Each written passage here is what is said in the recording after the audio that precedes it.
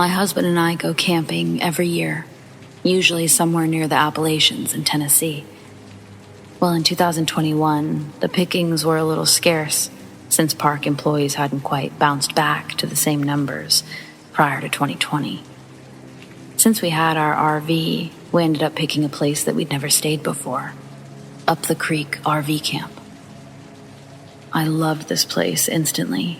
So much wildlife, plenty of trees for shade, and of course, it was along a creek. We found a spot almost immediately that was perfect. We got set up and we decided to do as the name suggested and make our way up the creek. We have 2 dogs. Maggie is a senior dog, some sort of Chihuahua Terrier mix. She's small. And Chance, the other, he's also a mutt. We think Blue Heeler and possibly Lab. Well, he was just a little over a year at the time, so very much a puppy. Maggie is my baby. She's always been my best hiking buddy, despite being just a little thing. Since she now has arthritis in most of her body, she sits in this backpack sling that my best friend custom made for me that we've nicknamed a buggy. This way, she can still go on hikes with me. Anyways, Maggie is a good girl, especially for her breed being a small dog. She hardly barks or does much of any noise making. I mention all of this because it feels relevant and I love my dog. So, I've got Maggie in her buggy. My husband's got Chance on a leash, and we're making our way along the creek, enjoying the weather and the calmness of the whole area. It was like we were the only ones in the whole park. It seemed like things were normal and calm like this for a long time, almost the entire way up the creek. But I felt like Maggie was making noises. Nothing too alarming, but I started to notice it more. Right around the time that Maggie started making noises, I noticed that Chance stopped chasing after every squirrel he saw, or trying to anyway. At the time, I thought that maybe he was just learning, but I've come to think otherwise. But anyways, we were having a good time being out and about and getting this new boy used to the outdoors. It wasn't until about the time that we were going to turn to head back that I heard something unusual. First, it was what I thought was Maggie making some more whining noises, just louder. I asked my husband, who's standing to my right, just slightly ahead, if he can look at Maggie, make sure everything's okay. He slows down, I match his pace, and then we both stop so he can look at Maggie. He tells me that she's not really whining, at least not anymore, but she is intent on looking at something. Like what? Is she stressed? I asked my husband. But then we both hear something. It sounds like people talking.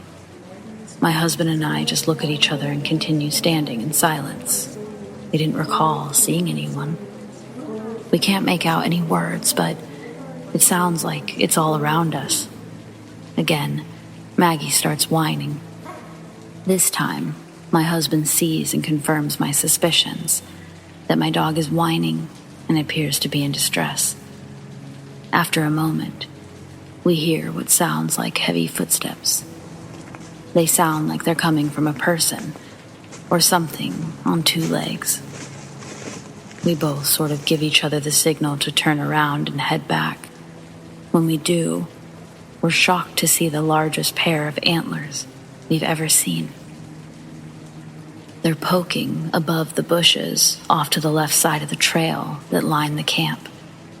These bushes are easily 6 feet tall. There's no reason for antlers to be sticking out this far. My husband gets yanked forward. It's Chance, trying to make a run for it, but he yanks him right back, and we stand there, still trying to figure out what exactly it is that we're hearing, but also seeing. I keep looking around for people, thinking there must be a source for the voices, but I find no one in sight. Maggie is now facing the other direction because she's on my back, and I hear her get loud, barking, snarling, and really giving something a piece of her mind. My husband turns before I do, and instantly I hear, "What the what?" To which I spin around and I see a giant deer standing in the middle of the end of the path, antlers matching the others in size. Only this time, we can see how massive the whole thing is. Worst of all, it's got its mouth open. I don't know, something about that sight sent many chills up my spine. Chance is now whimpering like crazy, and Maggie's moved from snarling to whimpering. We both quickly look in the other direction, and we no longer see the large antlers poking from the trees. We don't even discuss it. We just decide to start fast walking back to camp. We thought the noises would at least stop, but the sound of voices continued to follow us. We both ran. We kept looking back, and at some point, we both realized it was gone, no longer in the middle of the path, and the voices had stopped too. We tried to be brave, to laugh it off, but we couldn't. Anytime we would try, we'd just go silent and then start talking about how weird it really was. Also, the dogs refused to leave the trailer after that. This spot wasn't for us, we decided. We'd left with intentions of finding a new camping spot, but for some reason, at least not that evening, we couldn't bring ourselves to head into the woods again. We opted instead for a Walmart parking lot. The next day, though we both said we weren't that spooked anymore, we made our way home. A camping trip that normally lasts us 6 days, we cut short after just 2. We still haven't decided where we're going this summer, but it very well might be somewhere outside of Tennessee. Has anyone else ever experienced something like this?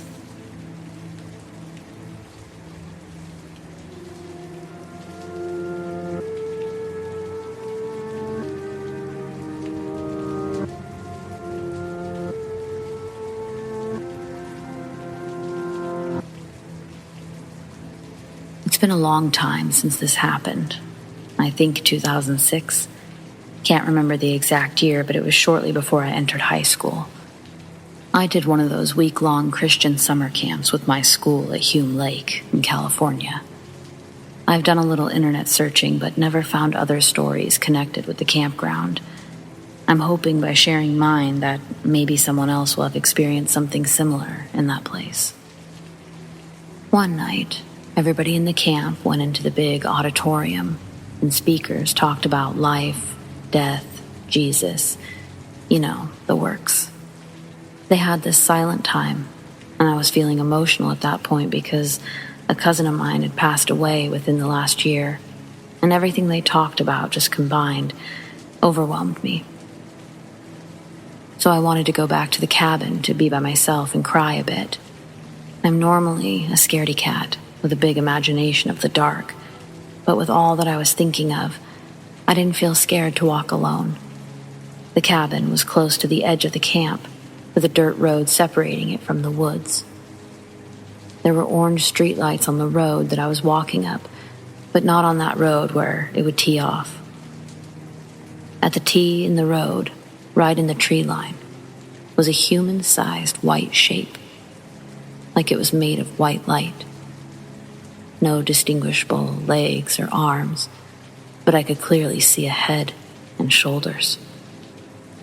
So picture a head shape down to the shoulders, and then the sides, they just went straight down to the ground. There were no strange sounds or anything else.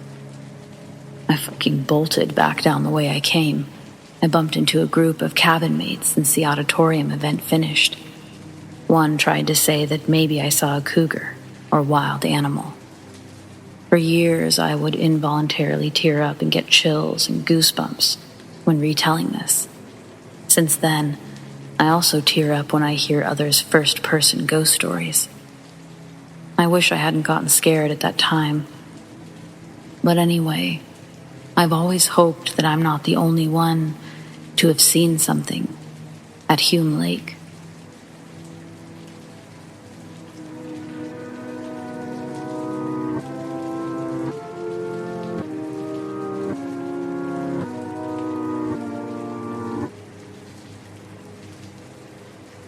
Not too long ago, I was home alone while watching some 100 Days Minecraft Demon Slayer stuff, and I heard the door to the basement door open. Now, the kitchen door has a specific squeak that I'm very used to by now, due to me living in this house for almost 12 years. This was around 9 a.m. My mom left at 8:45. I was confused because my mom wasn't supposed to be back yet. She was supposed to be gone for around an hour. I got up and I grabbed a bat, knowing that shit was about to go down. I slowly crept towards my kitchen, and by the time I got to the dining room, I heard the door close. This door, by the way, is hard to open at a certain point. I walked into the kitchen and I heard loud rustling coming from the other side of the door. I gripped the baseball bat tight and walked over to the door and opened it. The moment I opened the door to the garage slammed. Note that this door is heavy and it can't really be moved by an air vacuum. I thought it was my mom, and it was just a coincidence, and she was bringing in the recycling bin. But I saw no recycling bin. I still thought it was a coincidence. I opened the door, thinking I'd see my mom. I saw no proof of anybody. Freaks me out even writing this. Also, it's just the more that I think about it, the more it becomes clear that it wasn't anything that science can explain.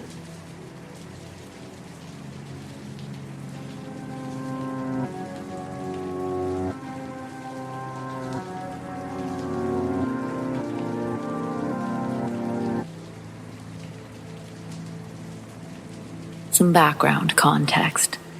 6 or 7 years ago, my family had a family reunion, and my cousins decided to rent a beach house because, why not? When my family and all my cousins arrived at the beach house, we all unpacked our stuff and I went upstairs because that's where all of my cousins were. There were about 5 of us in the room from what I remember. We were the youngest cousins at the time. I was 10, and the youngest in that room was 4. Probably 15-20 minutes later, the door opened on its own. Keep in mind, the door was closed all the way. There was absolutely no wind, and we were the only ones upstairs. I got up and closed the door, not questioning anything. Then I continued to play with my cousins. The door opened again, a few more times. The 6th time it happened, I opened the door and I don't know what I was expecting, but I was pretty stupid when I was 10. I whispered, "If you're angry, grab my hand." Then I stuck out my arm.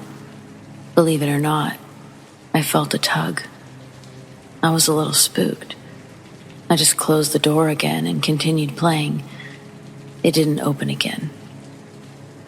Around 7 p.m., my uncle came out of the bathroom and he asked, "Was there any wind?" Because the fucking mirror was swaying. We all looked at each other. We told him that there was no wind and just shook it off. When we all went to bed, I woke up around 1 in the morning. I looked at the window and there was a shadow figure. Everyone was asleep. I blinked and it wasn't there anymore. I turned back and my brother, who was 1 at the time, was sitting up, looking at the stairs. I was trying to see what he was looking at, and I saw the same shadow figure looking at him. I pulled my brother down into the bed and I made him face me. We both fell asleep afterwards. We woke up and I told everyone. They were all in shock. Then my mom asks, "Wait, was everyone sleeping?" Because I heard people playing mahjong around that time. I was confused because nobody was up. I told her nobody was up. We decided to leave a day early because we were all a little spooked. Before we left, one of my older cousins, he's a psychic medium, He was drawn to this one place as if someone was telling him to go there. He went into the house asking everyone for a shovel. I don't remember how he got the shovel, but I followed him and I saw him dig in this area near the house. What he dug up, it looked like a grave. If I had to assume, the house was built over an old graveyard. We covered the grave with leaves, coconuts, and flowers. We left afterwards.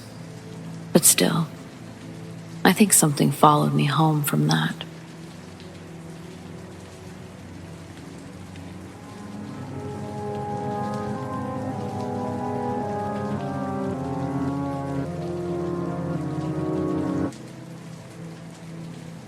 I've been a wrecker for the past 45 years.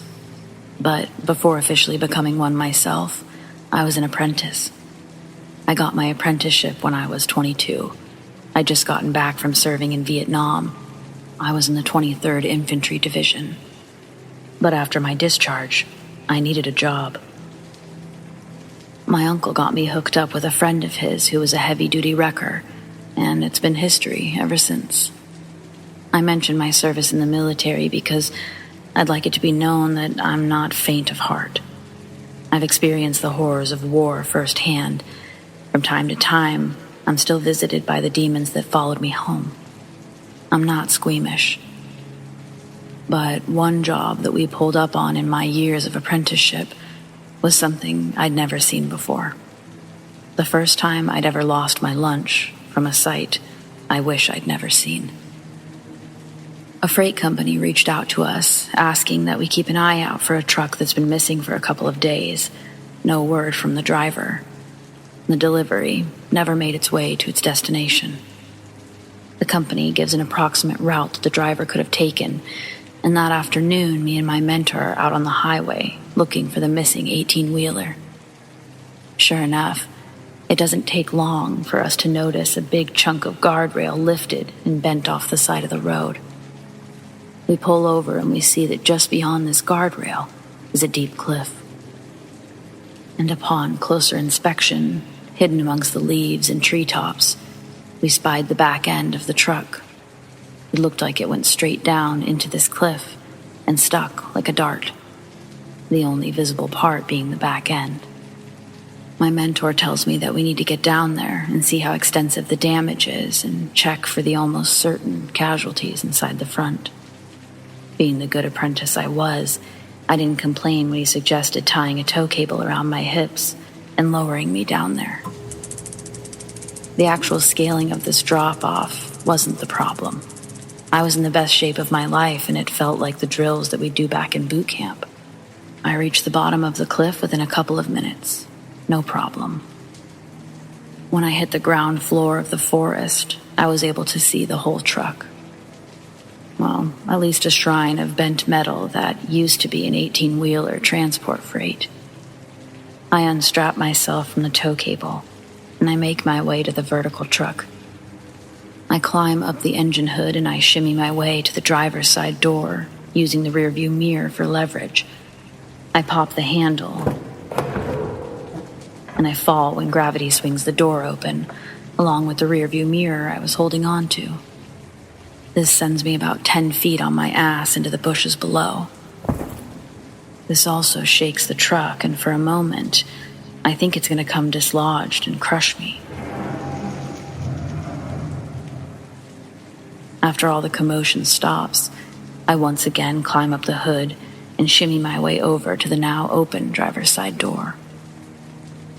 Hanging from the bottom metal step attached under the door, I start to pull myself up into the cab. As I'm pulling in, the first thing I see is a pair of legs pinned between the steering wheel and the seat. As I suspected, the driver did not survive this accident. But I'm startled when I hear a low moan expel from just above me, along with what I think is twitching. I'm thinking, Jesus Christ, this guy may have actually lived through this somehow. I climb the rest of the way up, gripping onto the steering wheel. I'm able to get my footing and balance on the twisted metal. What I saw was unimaginable carnage on a level I didn't know existed. A visceral nightmare that only got worse. The inside of the cab is covered in chunks and pieces of flesh. The man's upper body has been torn apart by animals, and I suddenly put together the twitching I previously felt was actually the head of a bear digging into the man's body from the passenger side. I scream and I fall from the cab. After I hit the ground, I hear the bear fall and hit the ground about 10 yards to my feet. I get to my feet and I make a run for the tow cable, screaming for my mentor to start hoisting me up. The bear is instantly on my heels. I'm forced to start free climbing the tow cable up this rock cliff. My mentor didn't hear my cries for help until I was halfway up the cable, and then he pressed the button to start cranking me in. When I'm at the top, I start to puke. My hands are stained with rope burns and blood from the steering wheel. Ignoring what's in front of him, my mentor tells me that he's radioed the authorities, that they're on their way, so we need to start hooking up the cables. After, I just stare blankly for a moment. He finally says that I can tell him all about it while we get the hookups on. Needless to say, he took me out for a beer after that one. Come to find out, that was something not even he had seen yet, but he had seen a lot. It was after that job that he basically gave me the talk, telling me that I should decide quickly if this was something I really wanted to do, that it wouldn't always be bears, but it might more often than not involve death. I've got a lot of stories, and they aren't all bad. My mentor all those years ago was right, though. It does involve a lot of death, but so did the military, the only other job I've really known. At least with wrecking, despite the name, I didn't have to hurt anyone. When it's not total carnage, you're usually saving somebody's life or helping them out of an otherwise impossible situation, so yeah, I chose to stick with it.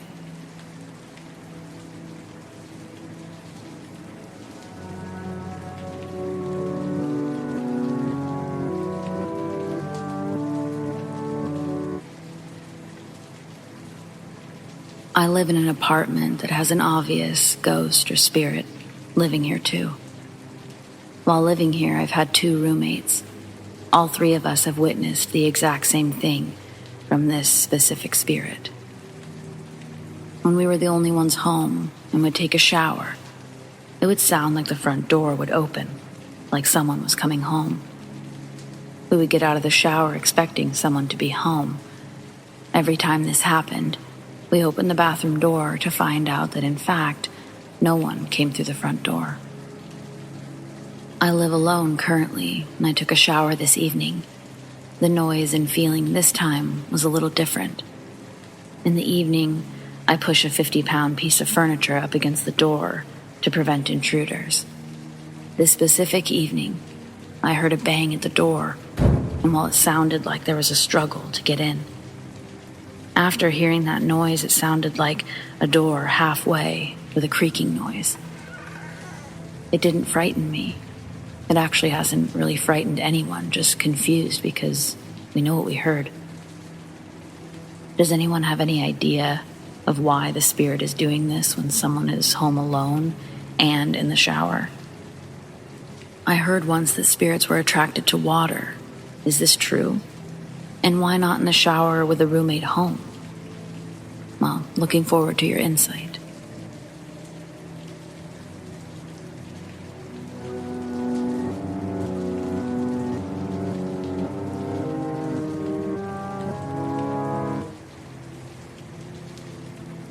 Just a disclaimer, I don't suffer from sleep paralysis, and I have no history of it.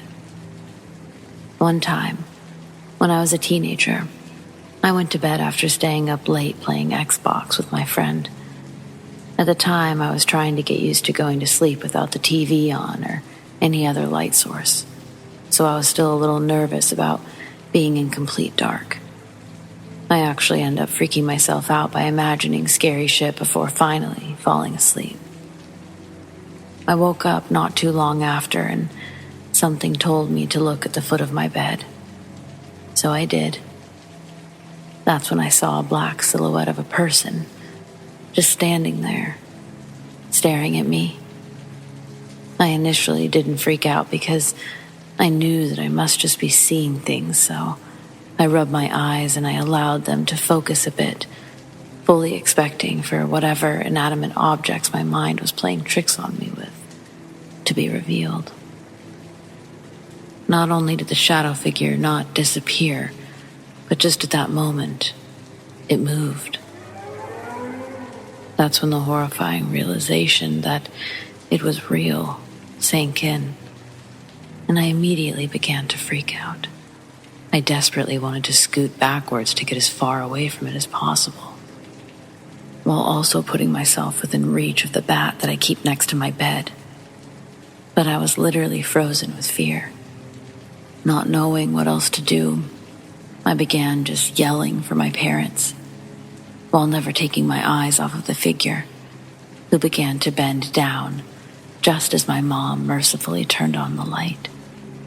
And just like that, it was gone. It took me a good hour or more to calm down. By the time I was finally able to go back to sleep, it was dawn.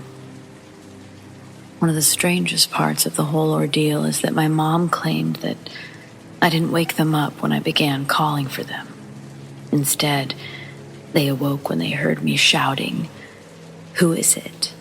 Who is it?" Which I have absolutely zero recollection of.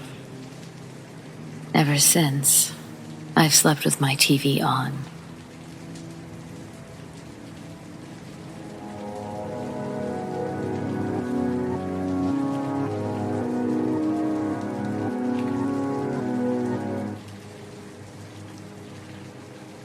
Interested in people's opinions on this. I work nights, and on my days off, I generally keep the same pattern of sleep. I was awake at roughly 4 a.m. and decided to pop outside for a smoke before I got some sleep. I wasn't overly tired, so what I saw shouldn't have been affected by that. I was rolling my smoke in my living room when I hear talking in the direction of my back door. Knowing my back door is securely locked, I head into my kitchen to check through the windows when I see a large deer very close to the window, looking in. It was at eye level with me, and I'm 5'4". After about a minute of eye contact, it rounded the corner of my patio. I returned to my living room to check out the window where it should have been visible, and it was totally gone. It had no escape routes. It's a dead end with no gaps in the fence. It also didn't set off our outdoor lighting, which is normally very sensitive to movement. Even cats normally trigger it. Large deer are not native to my area of the UK. We only get small roe deer. Even if it was just a very big deer, that doesn't explain the talking that I heard the moment before.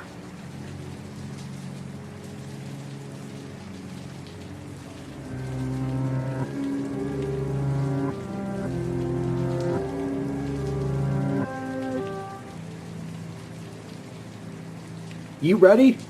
Dan asked. "Yeah," I said as I finished loading the back of the truck. I had only moved into town a year back. It wasn't even something I had been planned for. But rising housing costs where I grew up made me want to move elsewhere rather than go back to crash with my parents. Lo and behold, when I even managed to get a job at a decent company, and they even offered the help with the moving costs to join one of their branches, and here I was. At least, I thought at the time that this was a decent enough company.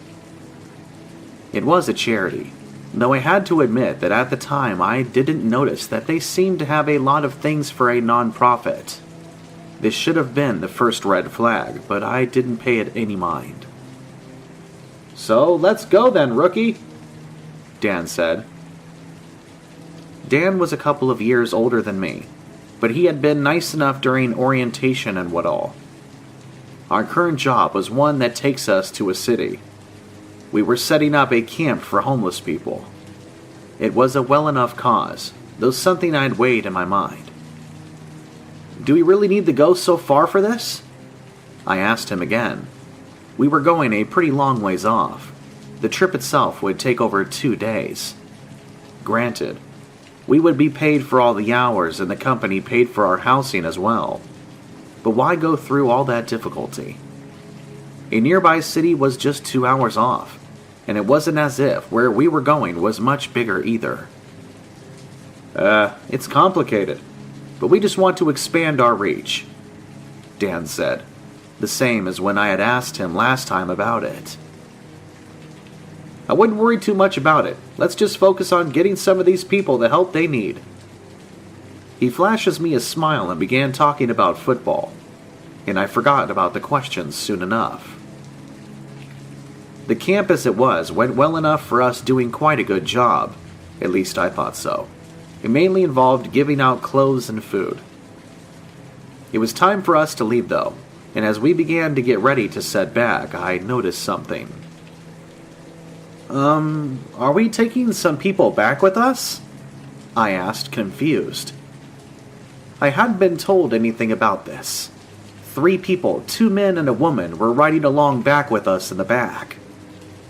Yeah, they must have got some issues which I think we could deal better with back home, Dan said.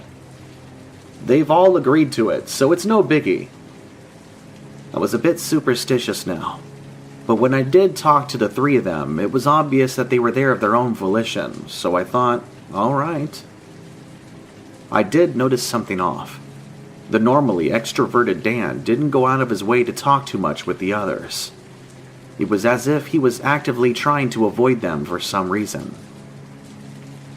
That said, we were reaching the last leg of our journey. Town was back in sight. Though as I was beginning to dream of going back to my bed, Dan tapped me on the shoulder as we went to a halt. I sat up a little and tried to blink the sleep away. We were practically in the middle of nowhere. Come on, he whispered to me as he opened the door and beckoned me to step outside. I was confused, but in my drowsy haze, I didn't think too much about it as I got off. So, what's up? I asked him. He put his fingers to his lips and beckoned me to follow him. Once we were 10 minutes away from the truck, he told me to crouch down. What's going on? I asked again. It looked like we were still 2 hours away from the town's border. He put his finger to his lips. Just stay quiet for now, will you? It was then that his head twitched as if he had suddenly seen something. I looked in the direction, but spotted nothing, until a minute later when I saw the silhouette of what looked like a dog, or far more likely a wolf, I realized. What's up with this? I asked. He put a finger to his lips again and hissed at me. Don't you know when to keep quiet? Tell me what's going on, I said. He glared at me, but seemed to realize I was only going to make a ruckus if he didn't say something. You know what a skinwalker is? He asked. I scratched my head. No? An urban legend, that's what, Dan said. At least, I thought so too. They're kind of like vampires, I guess. They're supposed to have been people who betrayed their families for immortality and walk around wearing the skins of their victims, usually animals. You'll find all sorts of stories about them if you go on the internet. They have other powers too, mimicking voices of their victims, which is especially creepy. He shuddered a bit. What's this got to do with anything? I asked. Long ago, this land used to belong to a Native American tribe, Dan continued. As you could imagine, they weren't all that happy to give up when the colonizers arrived. Our side, I guess you would call it, realized that they were going to lose when they made a deal with the devil, or what devils are to the people around these parts. They invited some of the natives to a discussion in this area, and then agreed to let the skinwalkers in. I told you they were like vampires, right? They can't go on to someone's property without an invitation. A bead of sweat rolled down my neck. I looked at the horizon again. There were more wolves now. In exchange for getting rid of the natives, the original founders gave the Skinwalker blanket permission to wander in the town and any house in its territory. Dan said, "If they wanted to, they could get into our houses and kill every single one of us. They won't, though, so long as they're fed enough." I then realized why he had brought those people along with him, and why we had gone so far and picked up homeless people. So little attention would be paid if they were to disappear suddenly one day. Before he could stop me, I was sprinting back towards the truck. "What are you doing? Do you want to get yourself killed?" he screamed behind me. I ignored him and got into the driver's seat, turned the key, thank goodness he had left it in the ignition, and began to move the truck to get out of the area as soon as possible. The Skinwalkers were closing in on me, though. They no longer looked like animals now, but the misshapen creatures they really were. I could tell given the odd way they moved. As I slammed the accelerator, I heard a loud thump on the roof of the truck and then a loud crash on the side of me. One of them had gotten onto the roof and fallen off. I turned my head for a brief second outside the window, and then I saw it. There was a monster, running on all fours, somehow keeping up with me even though I must have been going at least 60 an hour. It looked like a skeletonized human, kind of like those pictures of people who had nearly been starved to death turned up to 11, wearing the fur of a wolf on its back. In the rearview mirror, I could see two more of them trailing right behind me. I gulped and slammed the accelerator even harder, praying that I would survive this. Eventually, it looked like they had either had enough of chasing me with no result, or I had reached some boundary of whatever limit they would cross. However, it wasn't until the sun came up that I would finally breathe a sign of relief. I didn't even stop near the closest rest stop, worried that it also fell into the jurisdiction of the Skinwalkers. It was only when it was close to midday, and I was nearly falling asleep at the wheel that I stopped, told the others, who were quite confused, to get off. I think I slept for the whole day after that, and I had just told the others that it all had been canceled and they had to go back. I tried forgetting about the place as much as I could, and for a while it seemed to have worked. I got a new job. The pay wasn't as good as the earlier one, but had no deals with supernatural creatures either. I even began saving up for a down payment for a house. One day, though, curiosity got the better of me, and I asked around about the town. To my surprise, no one had seemed to hear anything about it, or heard from anyone living in it ever since, well, the incident. Anyone who had gone to investigate never returned. It's given me a horrible feeling. Did I end up costing the lives of everyone in that town?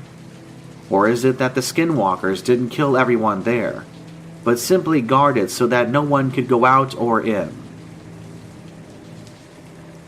I don't know which is worse, but I have no desire to find out. I can't even name the town. I don't want someone out there coming to hunt me in retribution if they have ties to that place. Let me give you a warning, though.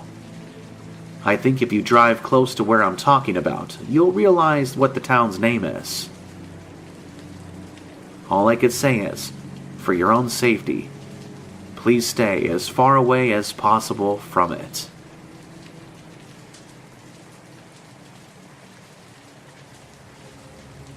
Okay, so a couple of months ago, middle of the night, our house alarm starts wailing.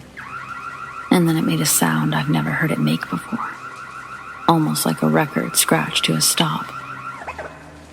I'm up in a flash and our little security monitor says our front door is open. The alarm is still active on the screen, but there's no sound being emitted through the house. I live in a small house. The security panel's in my room, and the front door is located in the living room, right outside of it. I grab my pistol and I slowly lean my head out my bedroom doorway.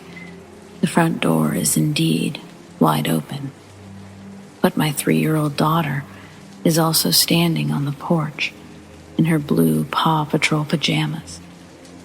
I'm bewildered at what I'm seeing. I set the pistol down and I dash to get her inside. There's no way she's able to reach, let alone unlock 2 deadbolts, one being a slide chain. I knew this, and as I put her back to bed, I still pondered the idea of how did she manage to do that, rather than simply, how did this happen? I thought she was sleepwalking at first, because why else would she be walking around at this time? But she was wide awake. She told me she was playing. When I asked, how did she get outside, she says, door was open. I wanted to believe somehow, some way, she was able to accomplish this feat. I really did. So I ignored it. Now, last night at 2 o'clock in the morning, I walked into the living room and I saw my daughter playing peekaboo in the dark, by herself, just sitting there, laughing and doing the motions, saying peekaboo on the floor. I don't know how long she was out there. The only reason I woke up is because of how loud she was squealing with laughter. Call it mother's instincts, but once that specific tone and pitch of your child's voice hits your ears, you're instantly up and alert. When I get to the living room, I flip on the lights and I pick her up. First time I've ever felt weird in my house. I viewed the front door thing as a problem I could eventually solve, but this was just eerie. When I put her back to bed last night, she was instantly back to sleep. This has creeped me out so much that I'm reaching out for help. Any provided theories are welcome as to what the hell is actually happening and what I should do. Help ease my nerves, because all my theories are ending with me getting the house blessed or giving my daughter up for adoption if she keeps doing this interacting with something I can't see stuff. It's so creepy.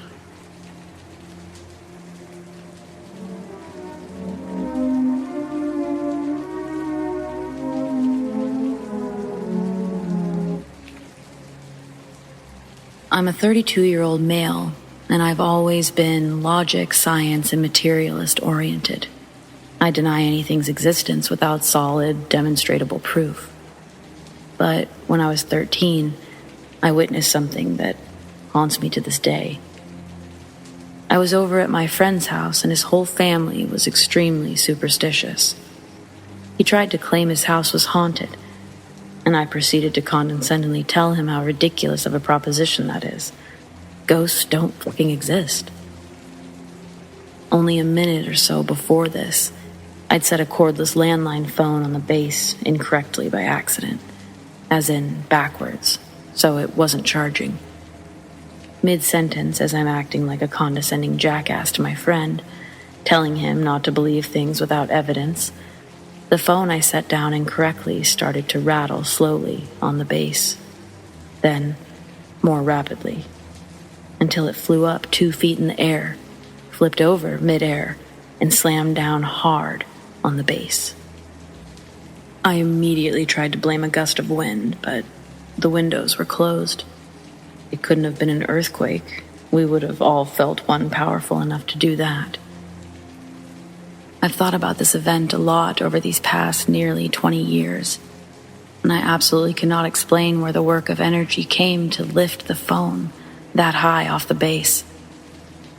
And it's quite a coincidence that the only physics anomaly I've witnessed in my life just happened to occur right as I'm verbally denying the existence of ghosts. Basically, I'm forced to accept there are forces out there that we just have zero awareness of.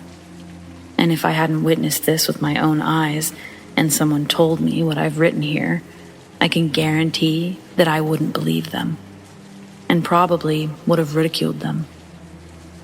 Now, when people tell me ghost stories, I'm inclined to believe them, lest I'd be a hypocrite.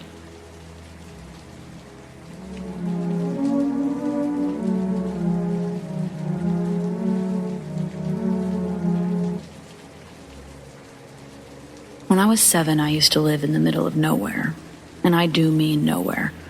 Our next-door neighbor was a 10-minute drive, the nearest town, if you'd even call it that, more like a street with homes on it. It was about 20 minutes away, and the nearest form of city or town larger than that was about an hour and a half. The house itself was a typical farmhouse. I was in the first bedroom with a view to the long driveway. While we stayed there, it always felt odd to me. Maybe because we were so far from anywhere, or maybe it was just the vibe. But it was here that I had this experience, my first experience, and I'll never forget it. One night I awoke to the sound of quiet talking. It first sounded like that loud whisper when you're trying to be quiet, but more volume than you need. Initially, I thought it was my parents, since I was very close to where the kitchen was. But as I sat and listened, and the whispering became louder, I noticed that these were not my parents, but rather 2 male voices. My first thought wasn't anything supernatural, but rather simply thieves. I was just there listening to them, getting louder and louder. I could hear, and the 2 of them were just talking. One would simply ask a question like, "What is this?" or "What is that?" And the second one would answer, but would be so beyond wrong, but yet have that tone of just simply answering a question. At this time, the voices sound like they are right beside me, just talking away, and as I turn my eyes around, the curious one asks about an object in my room that I was looking at. Of course, the second would answer it, but get it super wrong. These voices that sounded like they were right beside me were somehow using my eyes to look. Needless to say, I'm a kid, and at this point, I'm scared. And what does any kid do when they're scared? Go to their parents. I snuck into their room and I went to sleep between them. But before that, the first asks, "Are you sure the kid is not aware of us?" And the second responded, "Of course not." That really freaked me out. This was my first ever experience with something I just could not explain, and that was the only time I ever heard the 2 of them. I'm in my 30s now, and honestly, I have a few thoughts on it. But I'm more curious if anyone else has ever experienced something like this before. Hearing 2 phantom voices, with one asking questions, and the other just being an idiot.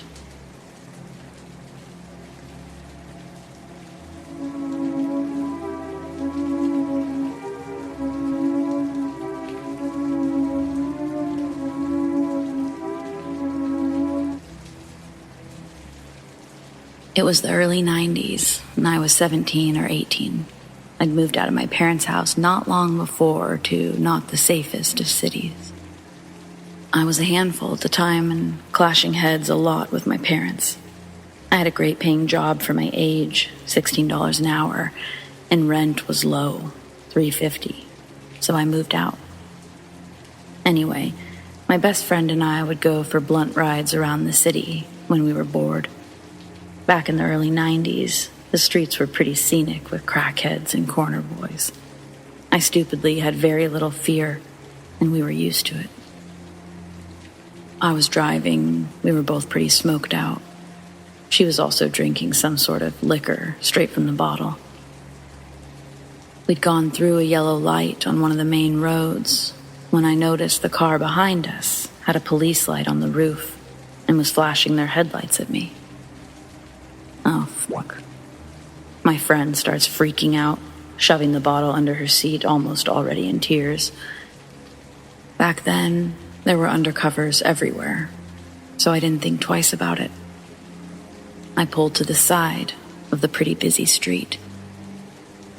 I was hiding the blunt and watching the driver take the light off of his roof and start walking towards us. He tells me that he's seen us driving up and down the streets looking for drugs and demands our IDs. He's leaning in and he's close to my face, looking back and forth at the both of us and sniffing the air. Really big guy, kinda unkempt. We fish out our IDs and hand them to him. He tells us that we're in big trouble. In my rebellious, dumb head, I'm thinking, what the fuck for what? We weren't looking for drugs, just joyriding around, smoking some weed. He goes back to his car. By then, my friend is a puddle of tears. She's no angel either. She was just drunk and high and freaking out. He finally comes back and tells us that he talked to his partner. There's another man in his car. And his partner decided to take it easy on us. He said he would let us go with a warning if we gave him all of our weed and went home. I remember quickly calculating the situation.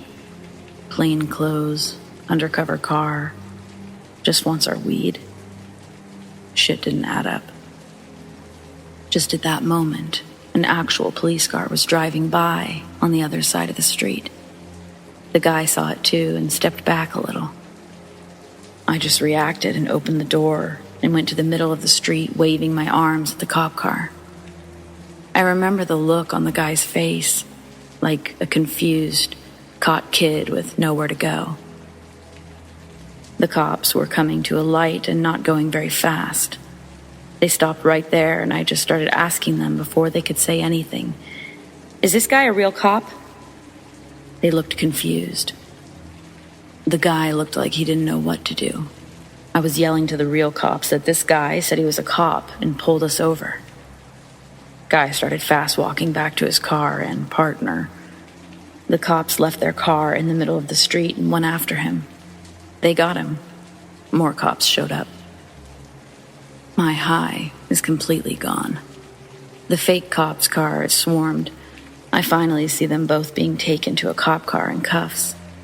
The cop that originally stopped came back to my car with our IDs and explained to us that this wasn't the first time these guys had pulled their fake cop act. He asked me if I was okay to drive home, took our information, and said that they would be in touch. I was shaken, but more mad than anything. We went back to my apartment, and that was that. I had a habit of checking out the police logs and court sentencing in the local paper. I found the guy's court appearance, which also contained a mugshot, and a short article about how many times he had done the same thing to other women. The danger that we could have been in didn't really sink into my stupid teenage brain until I read that he had stabbed 2 of those young women. I still remember his face and his name. The court record said that he got a 20-year sentence.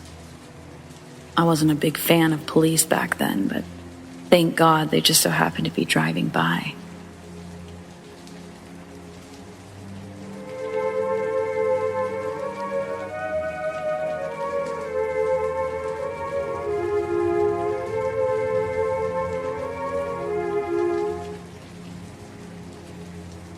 I was taking a shower and just staring aimlessly at the shower head, dreaming and pondering of the things that one ponders of during a shower.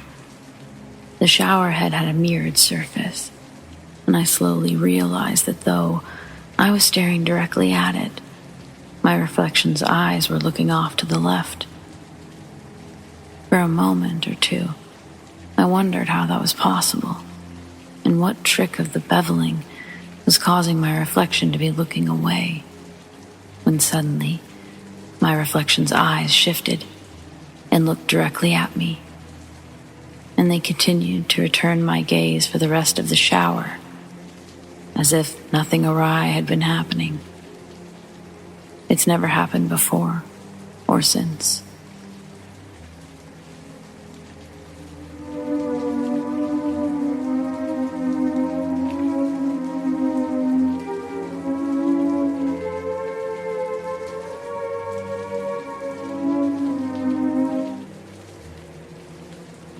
This might not really be video-worthy, but I've wanted to share this since I read The Whistler yesterday, and this has kind of been freaking me out since.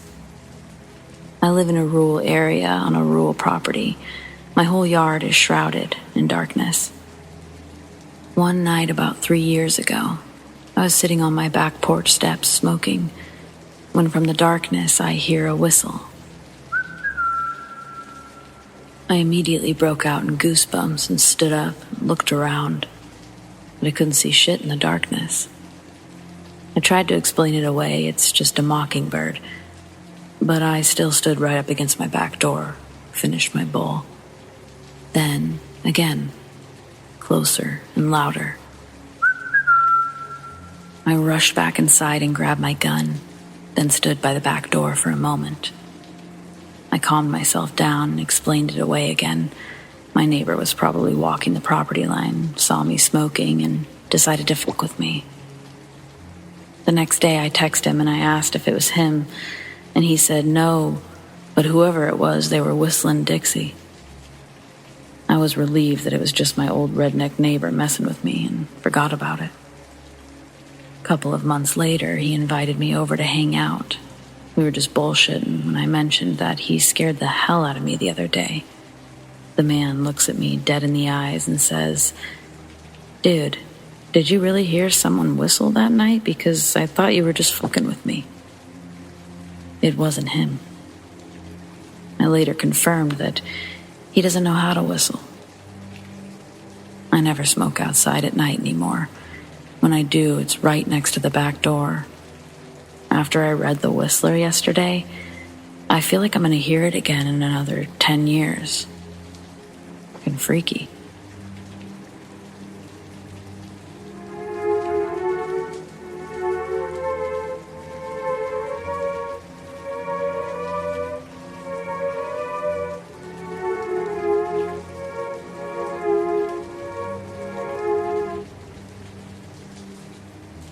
We were driving home, my mother in the driver's seat, heading back after spending an eventful day in another much larger town.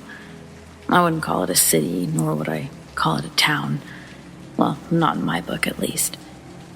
We were traveling through the countryside, seeing paddocks and paddocks with the occasional tree here and there. As we got about halfway, my mother asked if it was okay if we took a detour to go see her then boyfriend's place. Seeing the time was about 2 p.m, and I wasn't in any rush to go back home, I told her it was fine, and we turned off the main road. We continued to travel on our new path, the road being a singular paved road. It was one of those that was probably enough room for 2 cars to drive past with no real issue. Anything bigger, on the other hand, than someone was driving on the curb. So we continued talking nonsense, listening to the radio. I looked forward. There in the distance was a man traveling in the same direction we were. Not really out of the ordinary, as there was one of those blink-if-you-miss-it towns nearby. But something about him just grabbed my attention. For starters, he was a farmer. If his attire wasn't the biggest giveaway, but his clothes. He wore a wide rim hat, a shirt, overalls, and boots like something from the 60s or 70s. As we got closer and closer, he seemed to be not noticing us coming up behind him. My mother's car was not quiet. Closer and closer. My eyes fixed on him as we got close, drove by, and he vanishes. My eyes were completely fixed on him. He was there, and then nothing. I quickly looked back, trying to see if he fell or was hiding. No one was there. No place for him to hide. Just an empty road. "You saw him too?" my mother asks. "The farmer," I respond. "Yeah." I turned back to her, and she too was shocked. I described what he looked like, and my mother confirmed it. She too saw this guy.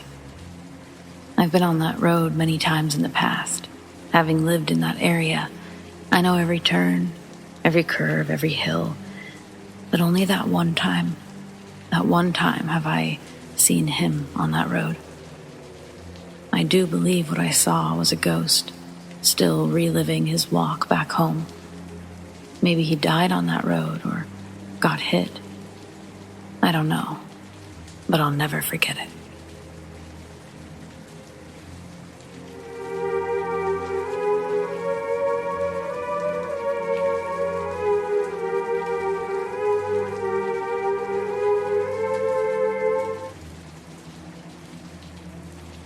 When I was 14, I had a boyfriend who my parents wouldn't let me see.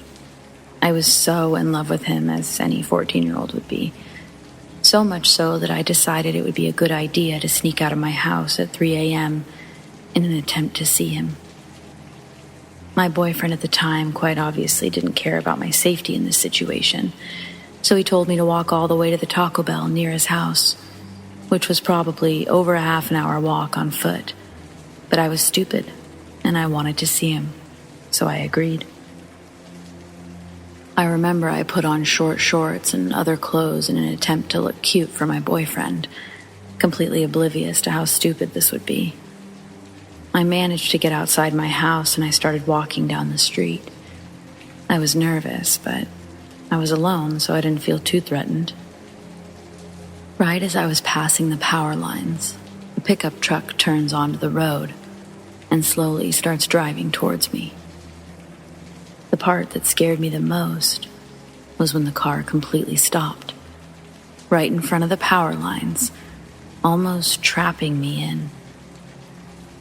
I saw a man inside the car look at me, and right in that moment, I got so scared I started running as fast as I could forward, and I wound up in front of a kid from school's house that I was friends with. I started knocking on his window in a panic, and he opened his blinds, and I explained what happened. He said he would tell his older brother. I begged his older brother to take me to the Taco Bell so I could see my boyfriend, but he kept saying that he would only drive me home.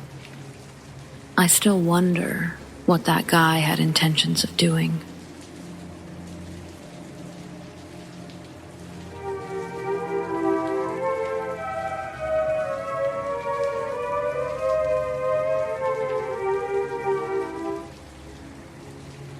My grandmother would always tell me about knocking that she would hear either a few days before or moments before someone close to her would pass away. It would be around 3 knocks in no particular place. She said she would sometimes hear it at the door, behind the wall, or coming from outside. My grandmother had always kind of had this weird gift to see and experience things that I guess were paranormal, for lack of a better word. She would always tell me her experiences. Me, not being the bravest person on earth, would get so scared I wouldn't be able to sleep well for days. I always thought the knocks were interesting whenever she told me about it, because not long after it usually happened. Someone would die. Or she would complain for days that she wasn't sleeping, and then the 3 knocks would happen as well as other weird things. So I was open to the idea of these knocks due to the fact that, evidently, people sometimes passed away. Last year, the 3 knocks happened to me. It was a Friday morning, and that entire week my grandmother's sister, Suri, had been fighting COVID in the hospital. Suri was the second closest thing to a grandmother for me, so I had a great love for her. I wouldn't say we were close, but there was that grandmotherly love that she always had given me. When I woke up, I was still between that state of being very sleepy, but also fully aware of my surroundings as I wasn't asleep. I know I had my back to the door of my room when I heard 3 faint but audible knocks on my door. I opened my mouth to say, "Yes?" Then it hit me like a train that I'd heard absolutely no one walk to the door or open any of the doors we had in the hallway. And trust me when I say I have the loudest family. So, I should have heard someone or something. My body froze and a chill went right down my back. For a good minute, I was too terrified to move. I laid in bed for a while to listen if anyone would maybe walk away or open the door to confirm if it was indeed one of my family members. But no, nothing but silence after that. I even thought my brother was trying to scare me. Anyways, long story short, exactly, and I kid you not, exactly 3 days later, after I heard those 3 knocks, my grandmother's sister Suri passed away that morning. The whole experience freaked me out. I still struggle to comprehend what happened, but it did. There's probably a logical explanation, but the fact that she died a while after really scared me and made me think about what my grandmother always told me.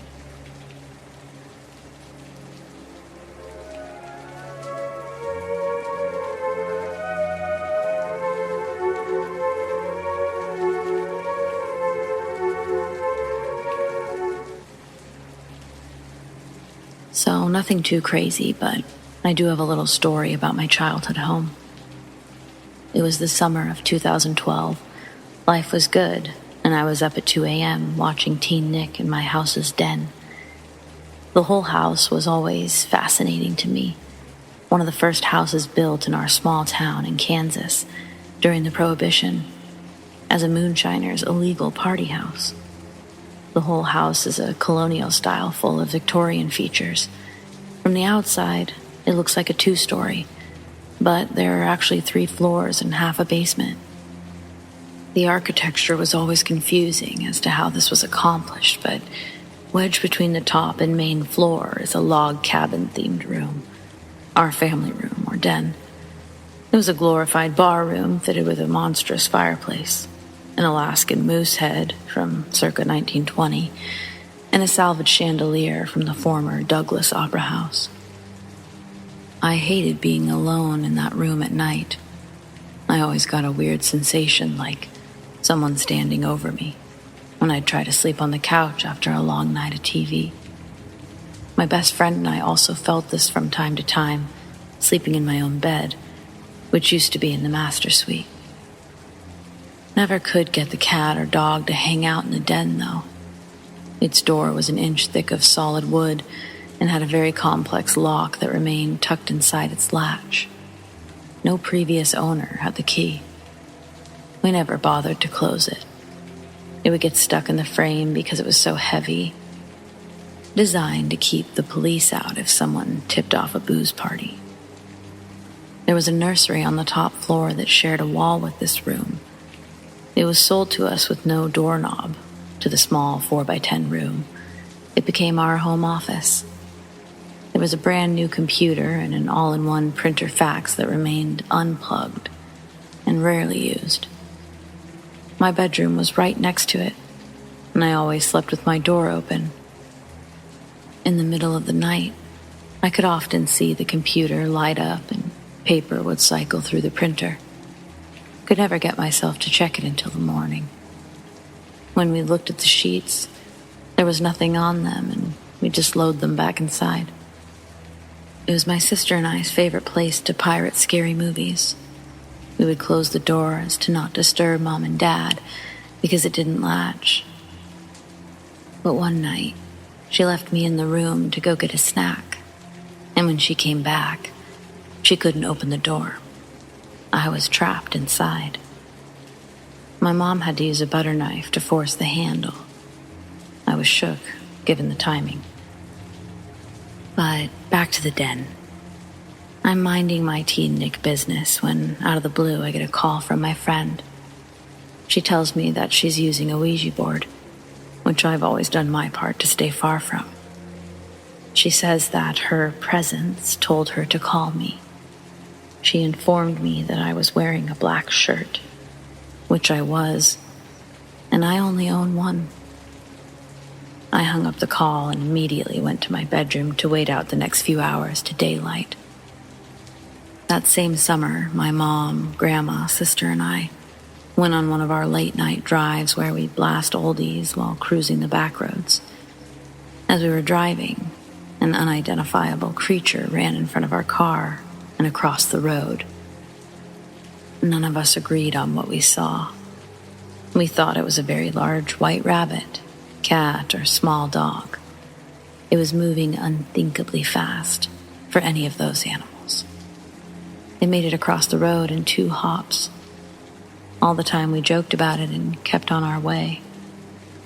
When we got home and stepped into the foyer, heavy work boots start down the upstairs hall and then down the stairs. They stop at the den level.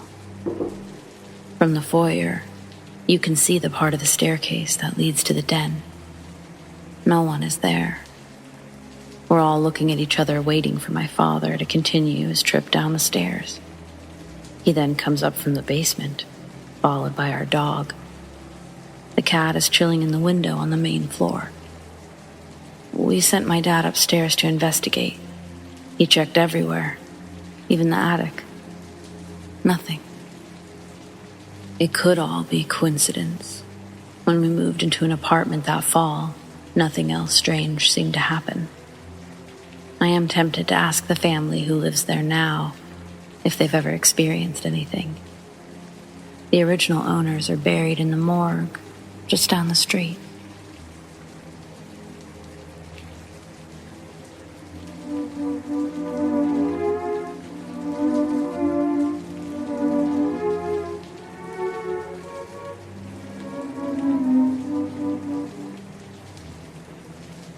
One day I'd gone to visit my aunt for the weekend, but I had been out partying.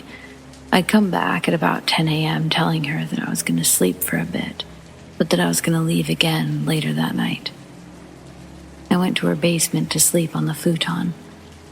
The basement was really dim. I laid there, tossing and turning for what felt like 10, 20 minutes. I then checked the time. It was already 10 p.m. I thought to myself, no way. Well, I sat down there, messaging my cousin, who was supposed to be coming to get me. He said he was on his way. Hours had passed. Next thing I knew, it was 2:30 a.m. I'd been jumping to get a look out the basement window, and I got a weird feeling that I wasn't alone. I grabbed a stool to stand on. I stood there looking. Suddenly, a hard, scratching noise on the cement wall was happening not too far behind me and getting closer to my ear. I froze, turning my head slowly to find no one there. I got down and suddenly there were 4 bangs coming from the furnace. And usually, it was just one every half hour. I walked to the other window, and before I passed the stairs, I saw a shadow peek its head out from behind the stairs. I thought to myself, we've been through stuff like this. As long as you're not bothered, they can't bother you. But as soon as I got to the other side of the stairs, there was a shadow or a person just standing there, staring at me. I looked out the window. Still no sign of my cousin. But I ran upstairs and out of the house. Getting to the street, there he was, pulling up. That's been the closest that anything's ever gotten to me, and I somewhat believe it had intent to hurt me.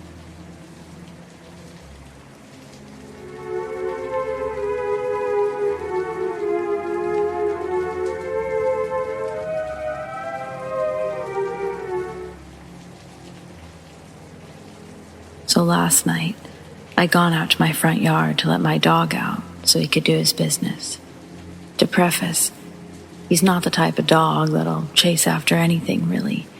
He's pretty calm and just kind of vibes when he sees squirrels or animals and doesn't pay much attention to them. He's more preoccupied with sniffing around and doing his thing. My driveway is sort of long, the typical countryside driveway. So he suddenly, out of nowhere, just takes off down the driveway toward the road, and naturally I take off after him. I cut on the light on my phone, and as I was running after him, I kept calling him, but he wouldn't listen. He's never been the type of dog to not listen when I call him, even if he's distracted. After running halfway down the driveway, we're in the pitch black, and I finally see him come up at the edge of my light. Like I said, he's a pretty calm dog and rarely growls, but he was full-on growling like he was going to kill something. He was about 20 or 30 feet in front of me, and about 15, 20 feet ahead of him was a set of red-orange, glowing eyes, about twice as tall as he is, so about 5 feet off the ground. And as soon as I see them, this scream that sounded sort of human but unnatural as hell comes from this thing. I immediately took off toward the house with my dog, almost beat him back to the house. The entire time, I had this sickening gut feeling like I was going to die. Not long afterward, I was in the kitchen trying to calm down, and this very quick, sharp knock, around 3 or 4 successive knocks, comes from my side door that faces the driveway. After that, I didn't experience anything else. If anyone has any idea of what it might have been, I'd be glad to hear it. My roommate said it might have been an injured deer, but the gut response I had makes it hard to believe. I know deer can sometimes make freakishly human sounds, but this sounded like nothing I've ever heard before. It's hard to describe what it sounded like in words, other than just wrong, but I really hope it was just a deer.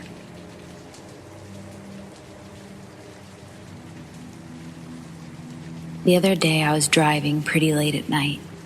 I know the area well. I drive this route 3 or more times a week, and it's a relatively straight shot. Only 2 turns. I was driving and my car started acting strange. Turned off in the middle of nowhere. I turned it back on with no problems. I kept driving, and after about 5 minutes or so, I realized I literally had no idea where I was. I kept passing these farm things with huge stalls and lights, but without the actual barn. It's hard to explain. My GPS stopped working. I had no idea what road I was actually on. I literally had a full-blown panic attack and started crying. So I parked my car and I rolled the window down to get some air and gather myself. As I cried, I heard my cry being mocked in the field. I stopped and went silent, and it also stopped. Then, after like 2 seconds, it started crying again. I've heard of skinwalkers, and I was totally convinced that's what it was. Literally never been so scared shitless in my entire fucking life. I just started zooming down the road in hopes that I'd find a town and that I'd be able to start driving again when it's daylight. After zooming for I don't even know how long, I hit a set of train tracks and my car turned off again. I stopped, opened my hood, checked my oil, as that's all I know how to do, and I got back in my car, started it, and it worked fine. I started driving for a few minutes, and then bam, I'm right in the middle of the small, unincorporated town that I'm pretty familiar with. But it's much further from my last known location. Drove home like normal. Checked my car out the day after with a code reader, and it was fine. I told one of my friends about it, and he said something about the back rooms, which is not real. It's just like a community that writes a story, if I understand it correctly, but truly, I think that's what happened to me. My car died, and I, quantum jumped into a different space and heard an entity. Now I'm wondering if that stuff is fake or if it's a mixture of people's experiences fancied up for easy reading.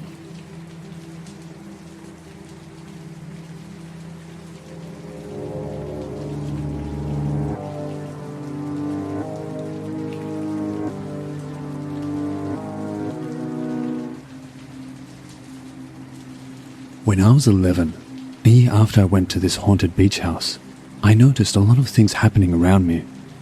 I noticed that the lights in my room would turn on and off at the most random times, like 4 in the morning.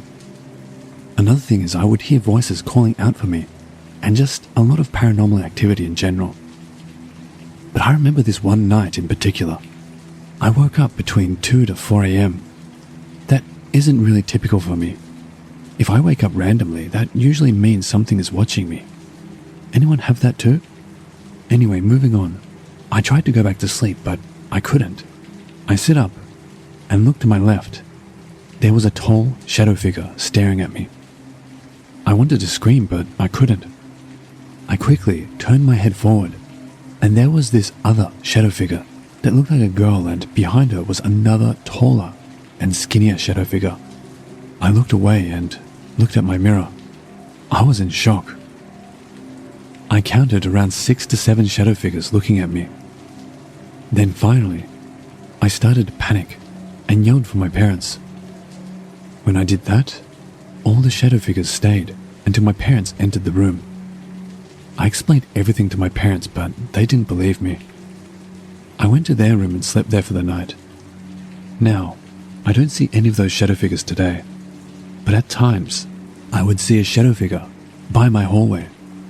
Does anyone else have a similar experience? And what should I do, because similar things still continue to happen?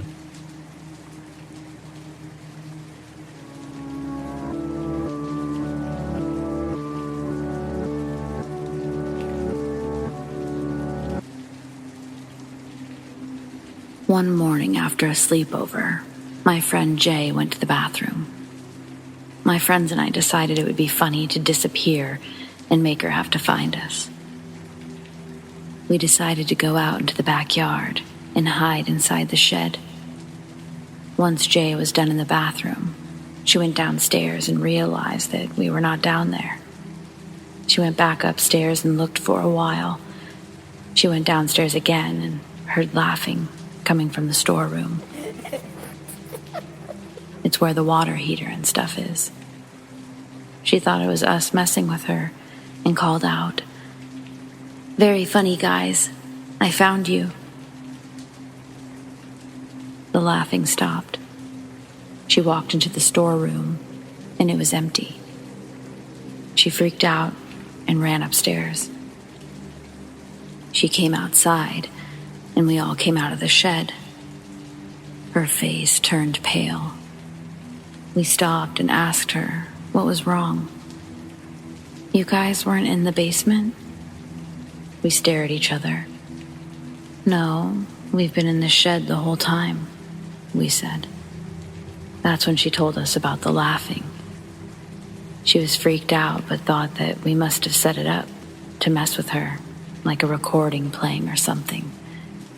We assured her that we hadn't done anything like that, and we were out in the shed the entire time. We were all freaked out. I can't assure you that my friend didn't make it all up, as I didn't witness it, but I can assure you that we didn't set anything up.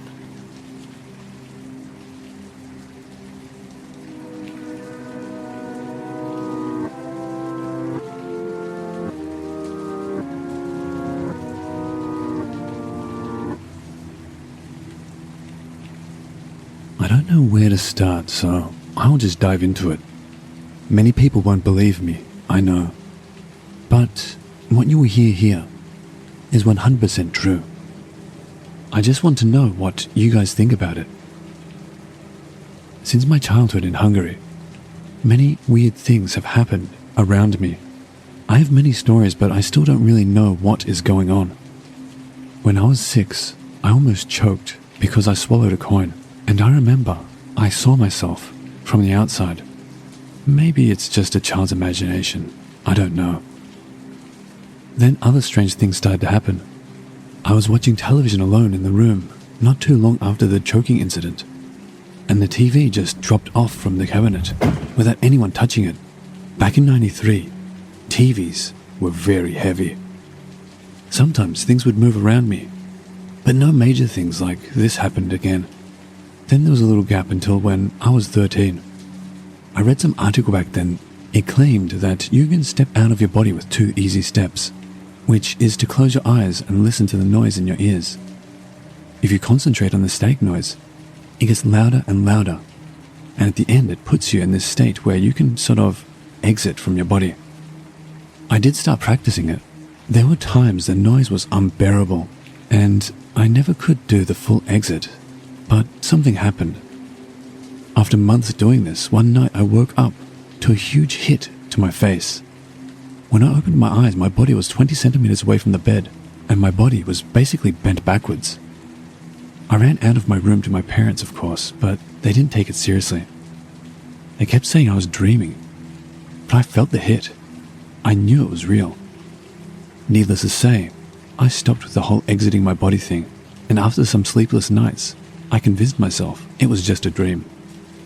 3 years passed without any issue when I was brave enough to do it again. I shouldn't have, but I did. I don't know how many times I tried during this time, but one night I was alone in my room playing FIFA on my PC. Around 11 p.m, my girlfriend texted me, asking me when I was going to go to bed, so I was done with my game and turned off the PC and turned off the lights. I took my phone and started to text, "Hello, my darling." The moment I typed, I heard some old lady voice saying next to me, My darling. I jumped out of the bed, turned on the lights, but as I did, the bulbs blew, so it was dark again. I ran out from my room and to my father. This time I didn't say anything about the experience, just about the exploding bulbs and that I don't want to sleep in my room because the splinters from the bulbs might be also in my bed. To this day, I still can't explain what happened that night. I moved to a different room, and after 2 years, to a different country, the Netherlands. This is when shit just got even more real. Thanks to my luck, I moved into a haunted house in Geldrop. Not a joke, it happened. No time to finish that story right now, so until then, I really want your opinion about this experience in the comments section.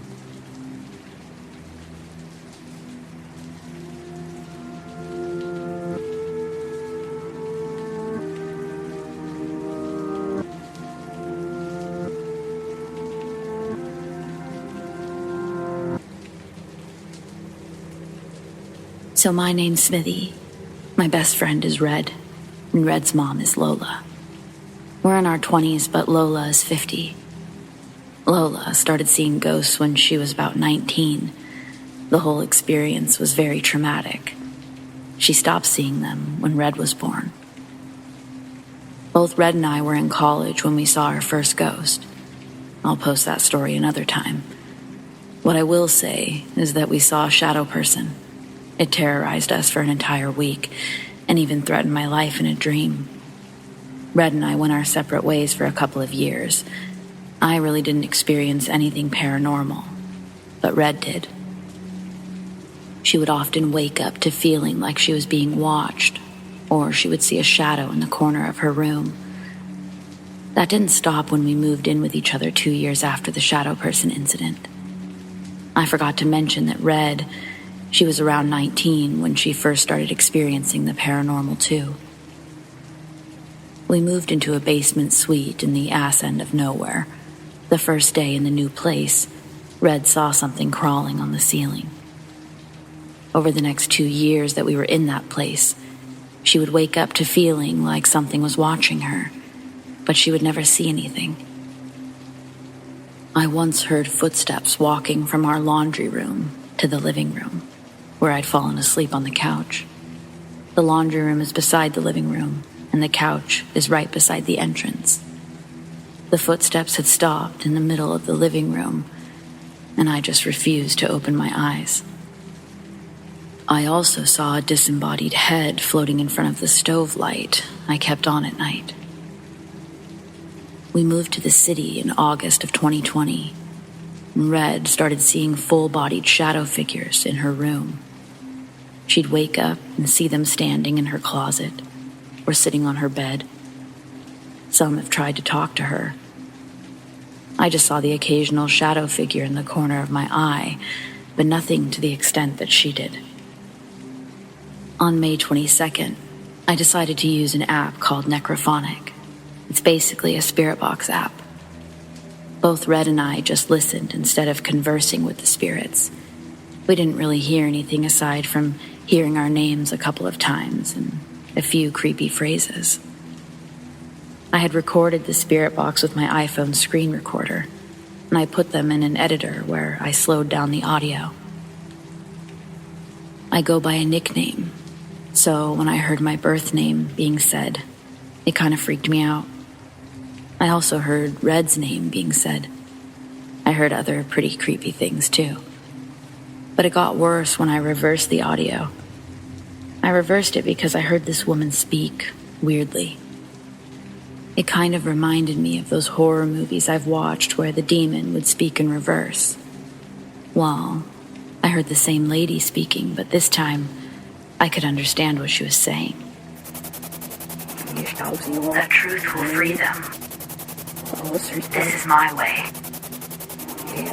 Like your soul. We're always watching. To say I'm freaked out is a monumental understatement. Both Red and I are going to visit a psychic in a couple of weeks to see if we can find any answers as to what the hell is haunting her. If anyone reading this has any information about what we're dealing with, I'd appreciate it if you could let me know. I'll also add the links to the video and the spirit box sessions below, just for those who don't want to watch the full video. I'll answer any questions to the best of my ability. Thanks again for reading.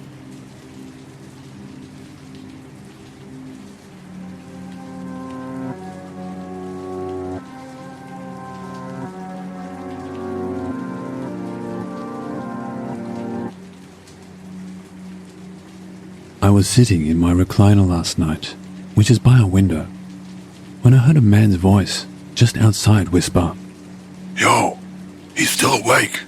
However, it was a very loud sort of shouted whisper, as one would use to scold a child in church. I am a strong guy, and do have the means to protect myself, but in my vulnerable state I felt true fear. I froze for a few seconds, then got up and looked out the window, but saw nothing. My house is in a heavily wooded area, so they could have got to the forest before I got to the window. The blinds were closed but not shut, so yeah, it just freaked me out. I'm going to adopt a dog today from the animal shelter, 'cause I need a friend to watch my back and give me that heads up when he hears them the next time they come. However, I just want to say it's rare. I feel every hair on my body rise in terror.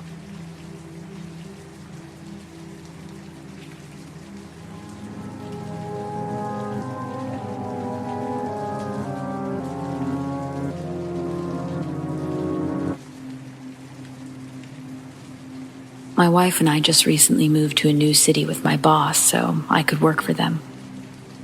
They found a nice building to buy. There's a storefront on the main floor, an apartment in the basement, and an apartment on the top floor, so we could all live and work in the same building. My boss took the basement apartment and arranged for my wife and I to move into the upper apartment, saying it needs some work, which was the understatement of the year. The old tenant had been evicted from the property. He had destroyed literally everything in the property, including every floor, appliance, wall, door, and window. Anyway, we're told that the old tenant didn't take the eviction well, and he still thinks that he lives here. On top of that, he spent most of the last 12 years in and out of jail and prison. My wife insisted on buying a camera for the doorbell. The third day of us renovating the apartment, we hear the doorbell ring. and I got up to answer it. I just unlocked the door, assuming it was my boss, when my wife starts shouting for me to shut it. I shut the door and I lock it, and I hear, Hello? so I responded, "Hello?" and was met with, Who's this? I'll spare you the details and just say that it was the old tenant who was very disgruntled but finally left when I told him he'd have to talk to somebody else in my best tough guy voice. My wife had checked the doorbell notification just as I was opening the door. I'm glad she did because he seemed belligerent and he could be seen on the camera drinking a bottle of Jim Beam. Later that night, we were in bed watching TV after midnight when I heard a thumping coming from the living room. I got up and I told my wife to pause the show. I grabbed a hammer that we were using and I ran into the living room in my underwear, just in time to hear footsteps running down the stairs. I kept checking the windows and I saw someone walking away through the park in the same clothes the tenant was wearing earlier. The part that creeps me out is that the walls are so thin you can hear everything. I can hear my boss talking on the phone 2 floors below me. The ex-tenant knew we were home because he would have easily heard the television. If he knew we were home, then I have no idea why he was trying to open the front door in the middle of the night, or why he ran away when we paused our show. Sorry if the story isn't as creepy as others on here, but this incident was a few days ago, and I haven't been able to sleep well ever since.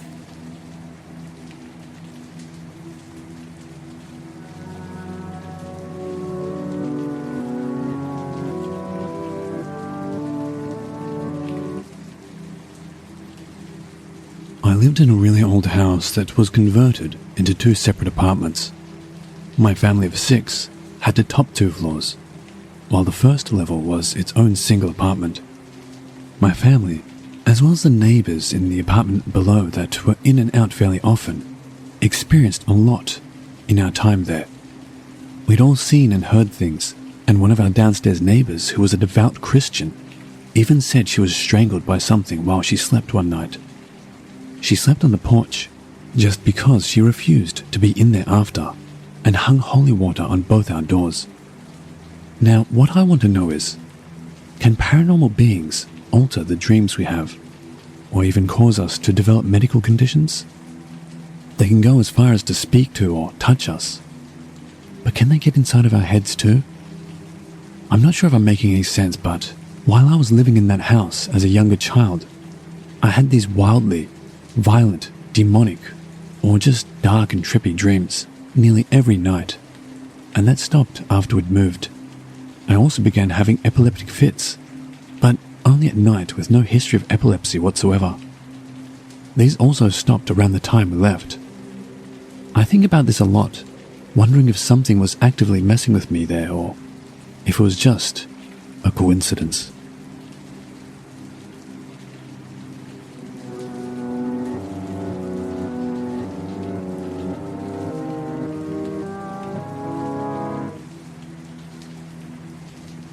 About 15 years ago, my old high school group of friends decided that we were going to attempt to contact my friend Ben's biological dad, who'd recently died before he got a chance to know him. Now, Ben was absolutely wild. He wasn't scared easily. My high school sweetheart was with us, and he was absolutely terrified. I owned a Native American necklace that had items placed in it for protection from spirits. To help ease his anxiety, I placed the necklace around his neck. We partook in the devil's lettuce and started our session giggling. I was no believer in Ouija boards. It didn't bother me a bit that we decided to do this in an abandoned church deep in the woods either. Only my boyfriend was terrified, which caused our friends to tease him mercilessly. The board was set up and we got serious. We just had no idea how serious this was about to become. As the planchette moved to spell his father's name, I smiled, thinking that this was his method of closure. He was clearly doing it because he'd refused to share the name beforehand. But looking into his eyes, I saw something I'd never seen etched into his face. It was fear. I can't remember how it all went down, but suddenly the board was spinning and said, "Murder." I was starting to feel cold, even in the heat. That's when it all went to shit. The pews, already broken, were shaking uncontrollably, even toppling over. We were in a back room that was essentially empty, but we ripped open the door to discover the pews toppled over. It started a massive panic to get out of the building. As I was running, I realized my boyfriend was not with us in the woods. I turned back right as Ben and a few others pulled off in their cars. Once I re-entered the dilapidated church, my boyfriend was stuck. Literally stuck to the floor, screaming. The building was still shaking. It was ice cold, and it felt like a sock had been shoved in my mouth. I remember my best friend helping me carry him out of the building. Within an instant, he had his wits about him and refused to talk about what had happened. He looked like he'd been through war. He opted to keep my protection necklace on, citing that the demon may follow one of us. We never really talked about what happened. That was very strange for my very open friend group. We knew it wasn't an earthquake because we lived just an hour below the Blue Ridge Mountains of Appalachia and never get quakes that could move furniture. And to be honest, I felt something dark around me until a cleansing 11 years later, after the scariest haunting I'd ever experienced happened. I don't know what we released or even have a clue how that could have been a natural event.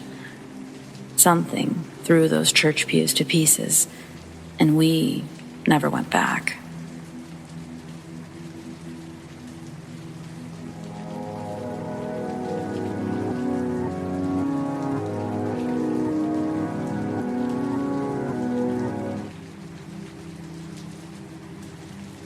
When I was around 15, maybe 16, I walked into my bedroom where I'd left my curtains open.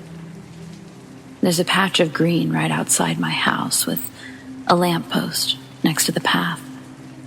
Before I walked in, I had an urge not to open the door. But my dad had told me to go to bed, and you didn't disobey my dad. As much as I was scared to open the door, I knew I'd be in trouble if I didn't. So as I opened the door, I realized I'd left my curtains open and it was now dark. As I went to close the curtains, something caught my eye on the wall behind me. I didn't shut the curtains. I turned around and I saw the shadow of a woman from her shoulders up, with curly hair. It was on the wall. I had just been by the window and no one was out on the green or near the lamppost. I was on the second floor, so there's no way of being right outside the window. I walked out, shut my door, and shouted at my dad, who must have seen and heard how scared I was. He came and looked at the wall. The shadow was still there. He checked outside the window, and he went white as he turned to look at me. He trembled and said quietly, "But there's no one there." He suddenly shouted at me that I was to stay in my sister's room. It was right next to mine. It also had a window looking onto the green. She had no shadow. The next day, my dad brought a woman around, and we were told to leave, and she looked at me, concerned. When she was leaving, I heard her say, "She'll be safe for now, but I don't know what else is following her." Even 12 years later, this memory keeps me up at night. It's becoming more intense and affecting my sleep. Can anyone advise what this entity was, and am I safe?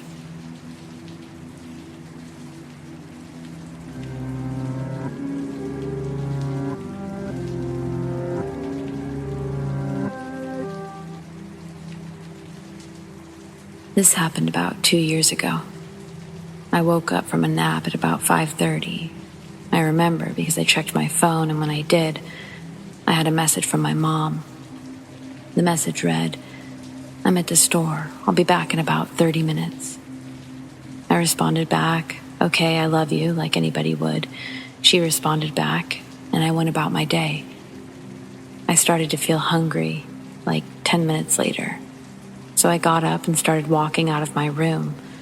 Out of nowhere, I hear my mom calling my name. And she said to come help with the groceries. I said, "Okay," and I asked, "Where are you?" Since normally she'd already be in the house when she'd say, "Come help with the groceries." I called my mom because the door was locked when I went to go check. So I figured I'll call my mom to see if she yelled from outside or something. So she answered, and I asked, "Are you here yet?" And she said, "No, I'm grabbing toilet paper." My heart froze, and suddenly, I wasn't hungry anymore. I hung up the call, not even saying bye, and ran to my room. I tried to stay calm until she got home. Like 10 minutes went by, and I hear my name being called by my mom. "Come help with the groceries." I walked out of my room to see her in the kitchen with a bag of groceries in her hand. And I said, "Okay," like nothing ever happened. That experience still creeps me out to this day.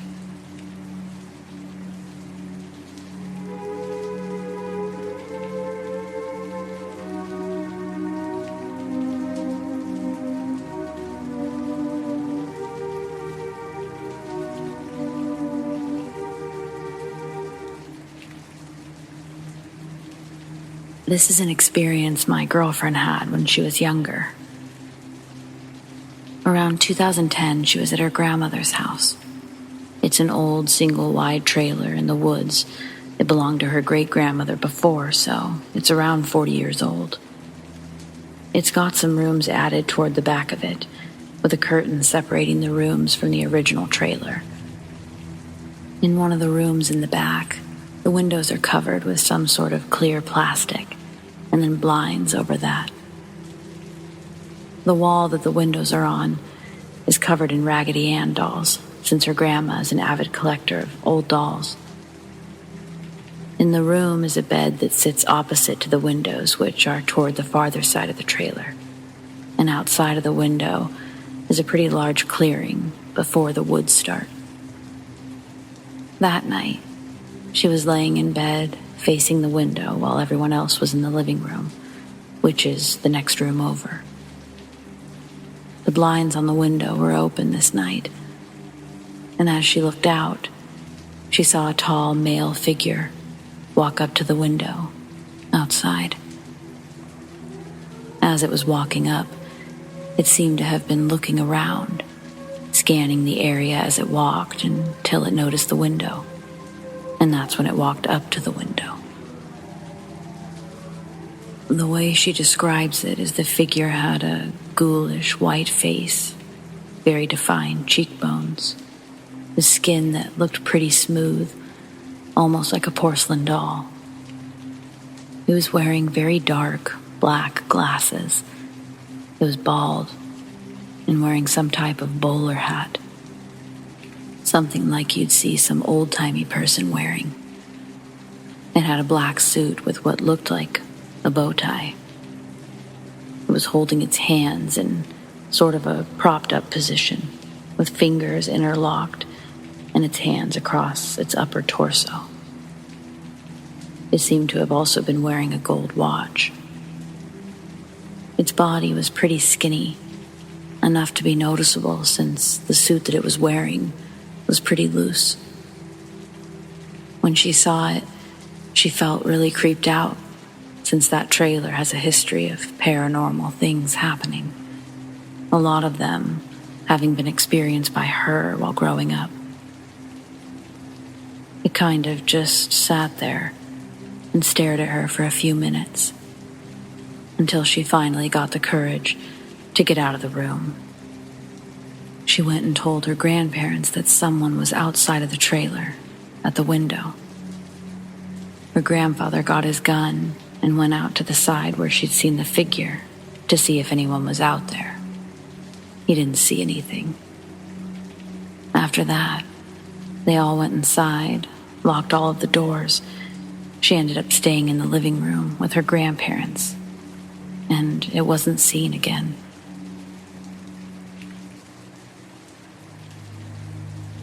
So I'll start by saying this is probably going to be a long one. For some background information, my family's from North Carolina. My papa, grandfather, was born and raised in rural western North Carolina. And my mama, grandmother, was from the Middle Eastern end of the state. My mama is Native American, with her family living in the same area as far back as the 1890s. Being a Christian didn't stop her trust in the beliefs of her people. She was born with the veil over her eyes, which is basically where part of the amniotic sac detached at some point and attached to the baby. Within her family, this was taken as a sign of the child being sensitive to paranormal activities. And growing up, it proved true for her. Fast forward to my birth, I was born the same way. My mama was both pleased and worried when she saw. Almost everyone on my mother's side of the family fully believes in the existence of ghosts and the like, all having their own experiences over the years. My first experience came at around 7. I remember sitting in my mama's living room watching television with her, and suddenly I smelled something burning. I'd just roasted myself a marshmallow, and I panicked, thinking I'd left the gas stove on and that I'd caught something on fire. Before I could say anything to my mama, she looked over at the door and said, "Come on in, E." I was obviously confused, and I asked her what she meant. She went on to explain that my papa's sister had died in a house fire in Korea years ago. She had apparently gotten 2 of her children out and went back in to get the youngest and didn't make it. When they found her body, she was something like 5 steps away from her door. My mama explained that it wasn't long after that they began smelling burning rags in the house. It typically lasts just a few seconds and disappears again. My mama believes she just comes to check in. I smelled that same smell many, many times over the years growing up in her home. And I'd look and look for the source of the smell, and I never found one. In the years since, I've moved into my own apartments and homes, and I've smelled the same smell. It lasts just a few seconds and then disappears. I spent most of my childhood in the eastern part of the state with my grandparents. But as my mom and her siblings grew up in western North Carolina, most still lived there and all of Papa's side of the family. So there were trips to western North Carolina frequently. In the fall, my mama would go up and pick apples by the trailer full and take them back and sell them. My second encounter occurred when I was in middle school. It was fall, and I remember because as I bolted back out of the house and tried to get my mama, I tripped over the trailer holding her apples and ended up eating dirt. Then I hobbled around with a busted shin for a few days. Anyway, I went inside the house to get my mama's drink for her, and as I walked past the hallway that led to the bedrooms, I noticed something out of the corner of my eye. When I looked, I was frozen for a minute. At the end of the hallway, next to my grandparents' bedroom door, was a woman I'd never seen before. I remember she had long, loose, dark hair and wore a blue pantsuit. Think of a really old woman going to church. She looked at me and smiled slightly. As she turned her body to fully face me, my legs remembered that they could move, and I took off. I explained to my mama what I saw. My stepdad immediately moved to go inside because he thought someone had broken in through the back door. Something that wasn't really common in our area, but not unheard of. My mama quickly waved him off and took me inside. Hidden in a photo album in her closet She pulled out an old black and white photo of a woman standing on a porch and asked if this is who I saw. It was, and this was a picture I'd never seen before, and apparently one of the only two that she had of her mother. My mama sat me down in the living room and explained it all to me. The outfit I saw her in was the one she was buried in, and while she normally kept her hair up tight in a knot in order to keep it out of her face while she picked cotton or cooked or whatever she was doing, they decided to leave it down for her funeral. This was all shocking to me. My mama didn't talk much about her mom, as she died when my mama was very young, resulting in her dropping out of school to take care of all of her younger brothers and sisters, and then eventually all of her half-brothers and sisters. My mama is the oldest of 18 children. The final encounter I'll write about is one directly related to the other two. About 3.5 to 4 months after I saw the woman in the hallway, I got sick. Not just a little sick, but pretty bad off. This was in the 90s still, and while my mama believes in doctors, she also believes in the medicine of nature. It's not something I'd ever use for my children now, but I also know that it works, so if there's ever a zombie apocalypse, I've at least got some medicine. I was given the medicine and wrapped in blankets. My fever peaked at around 103, and I spent most of the day huddling in my mama's lap until my mom decided that I needed to just go to bed and give my mama some space in case I passed the illness to her. My mama reluctantly agreed and carried me to bed. I'm not sure how long after I went to bed that this happened, but I'd fallen asleep at some point. When I woke up, it was pitch black in my room. I suddenly smelled burning rags, and then felt the blankets being taken off of me. The cool air felt great against my skin, and then whoever it was started humming. It was a song that my mama often hummed to me when I was small, or in this case, sick. They started rubbing my back and continued to hum.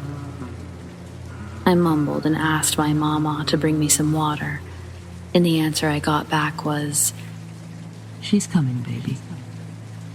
I turned to look, and sitting on my bed was not one person, but two.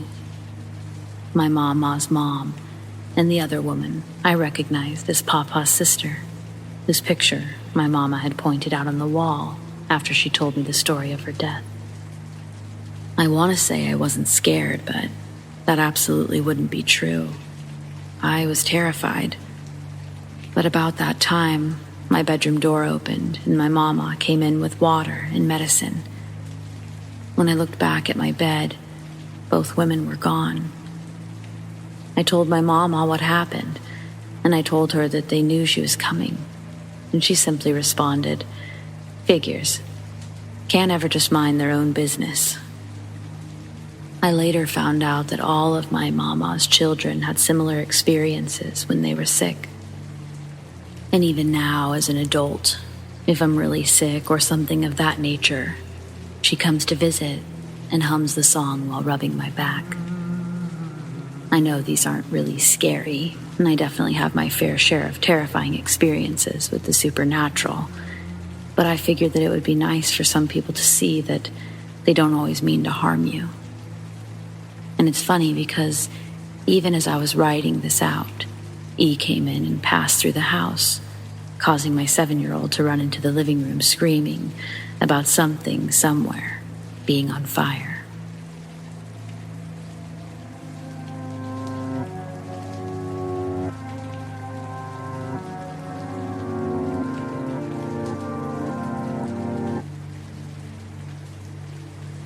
This is the second time this week I saw this man with a hat standing in the same spot, looking at me. Please note, I was not under the influence of anything. I don't have a history of mental disorders, and I don't have sleep paralysis. I was able to move and walk towards the man. But here's what happened.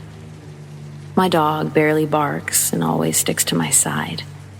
She woke me up at 2 a.m., barking in the living room and digging at the floor frantically. This was highly unusual, so I woke up to see what was the matter. From my bed, I could see into the living room because my door stays open. When I woke up and looked into the living room, I saw a tall man in a dark suit, wearing a hat, staring at me. He kinda had the style of a 50s detective. I jumped and I was terrified because someone was in my house. I looked for my pepper spray and slowly moved towards him with my pepper spray. And he disappeared. But my dog kept digging at the floor and barking frantically. I went over to my dog to see what she was digging and barking at, and I didn't see or hear anything, but an eerie feeling was left in the room. I kept pulling her away from the spot, distracting her with toys and treats, but she was disinterested in my distractions, and she kept going back to dig at that same spot 4 times. She was fixated and unusually energized at 2 a.m. I can't help but think my dog saw something too. Has anyone else ever had any experiences with a hat man?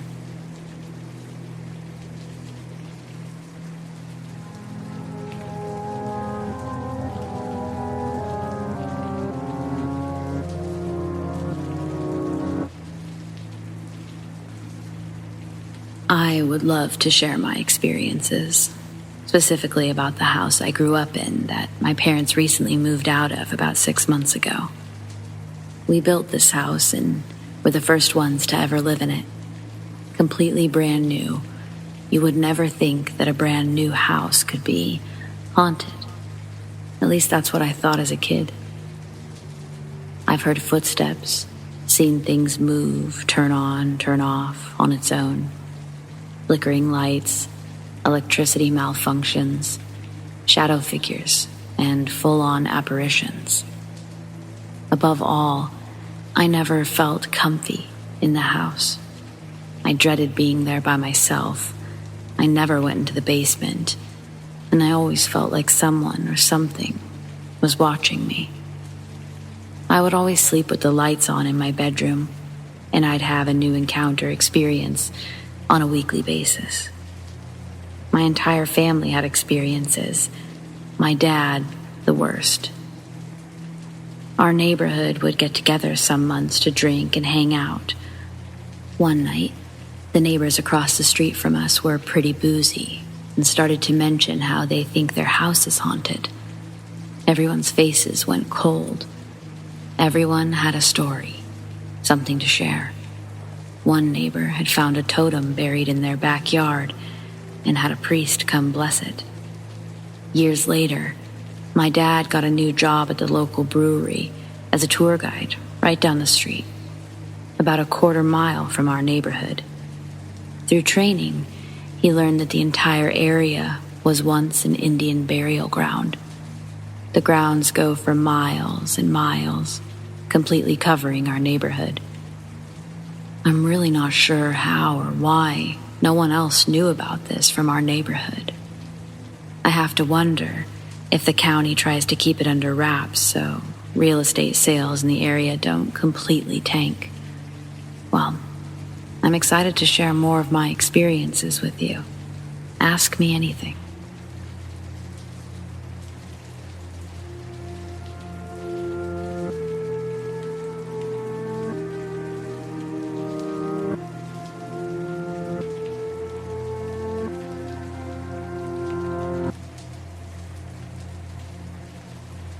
I'm not sure if this is a glitch, some kind of dimensional overlay, or if I've stumbled upon a technique that causes glitches to happen. I don't know. I'm posting this to hopefully get some insight. I met a long-lost friend in a park one day. He's an eccentric fellow who's deep into unusual meditations and consciousness-type stuff. He wanted to experiment with a meditation technique that he just kind of discovered one day. He didn't learn it from someone else, but just stumbled upon it himself and wanted to experiment with someone else. He called it energy matching. Although I tried to look up more info by this name, and I couldn't find anything about it or anything that matched his description. Maybe there is a different name for it, and I just don't know it or can't find it. Anyway, the basic concept is that you try to match your energy to a target's energy on every energy level that you can. So, we're sitting in this large open park with a huge clear grassy field in front of us. There's a lone bird chilling on the tree branch. Since this was the only object in front of us, we decided to meditate on this bird. We're both intensely focused on this bird, examining every detail of the bird.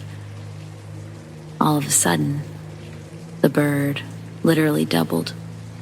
I'm not talking about a double vision kind of double. I mean a completely independent second bird that looked exactly the same as the other, just popped into existence on the tree branch next to the original bird.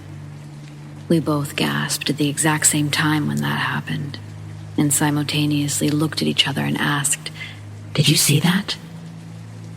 If I was alone, I probably would have just brushed it off as another bird flew up and I just didn't notice or something. But the tree that it was on was very skinny, with very sparse leaves, so we could see right through it to the sky. So we would have been able to see clearly if another bird had just flown up.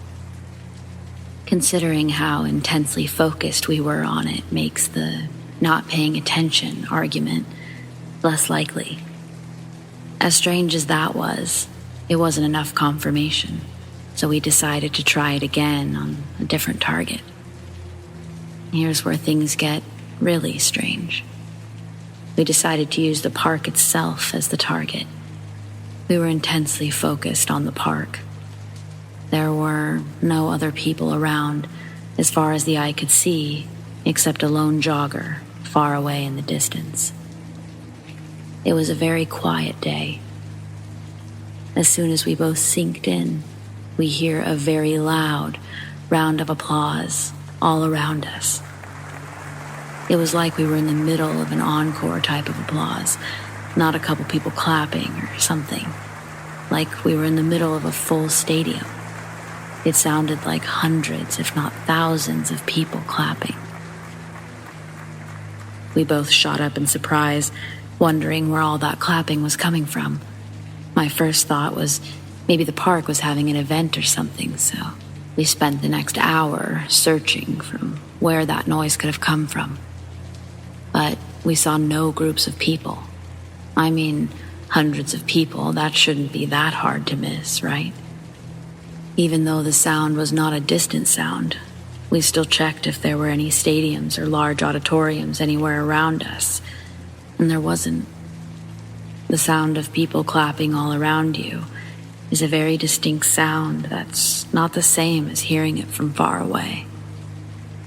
If I was alone, I probably would think I was going crazy or something, but my friend heard it too.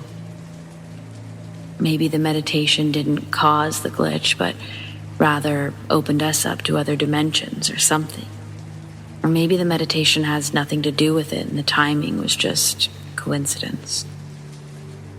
I tried that meditation techniques a couple other times and weird stuff happened. But I haven't done it since.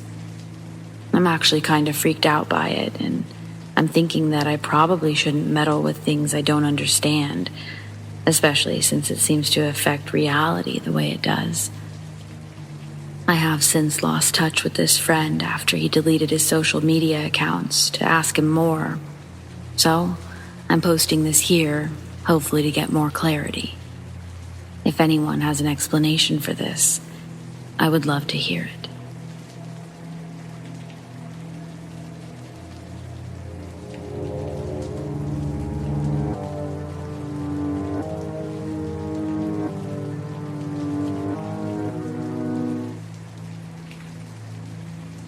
This incident happened when I was in university.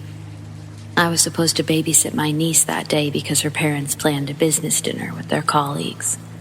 They told me they'd be back late and one of them would send me back home the next day. I agreed to babysit my niece without any doubts that day. When I arrived at their house, I was given a list of things to do for that day with my niece. My niece was about 12 at the time, so I didn't have any issue with her helping me out with some of the house chores. We started off by drying their clothes in the garden, and she started narrating her school stories to me. We were having so much fun together that we decided to have a break and make some Oreo milkshakes that she'd just learned from YouTube that day. As we're making the milkshakes, I noticed how my niece talked about a girl named Sarah O'Neill from her class a lot. Based on my niece's narration about Sarah, I thought she was a lovely girl. Then, I suddenly stopped and looked at her in shock when she said Sarah was with her now and would come out only at night. At first, I thought my niece was joking and quickly brushed off my doubts about Sarah. We continued making the milkshakes and my niece continued with her stories. Curiosity got me asking her about Sarah, and I noticed my niece's facial expression changed suddenly. "What happened there? Are you okay?" I asked my niece as I looked at her. She just nodded her head in silence and continued to drink her milkshake quietly. She turned up from her drink and said, "She doesn't like you." My heart stopped a bit hearing my niece utter such words to me as if Sarah was there with my niece in the kitchen. I tried to calm myself down and asked her once more about Sarah. "This Sarah that you were talking about, what does she look like?"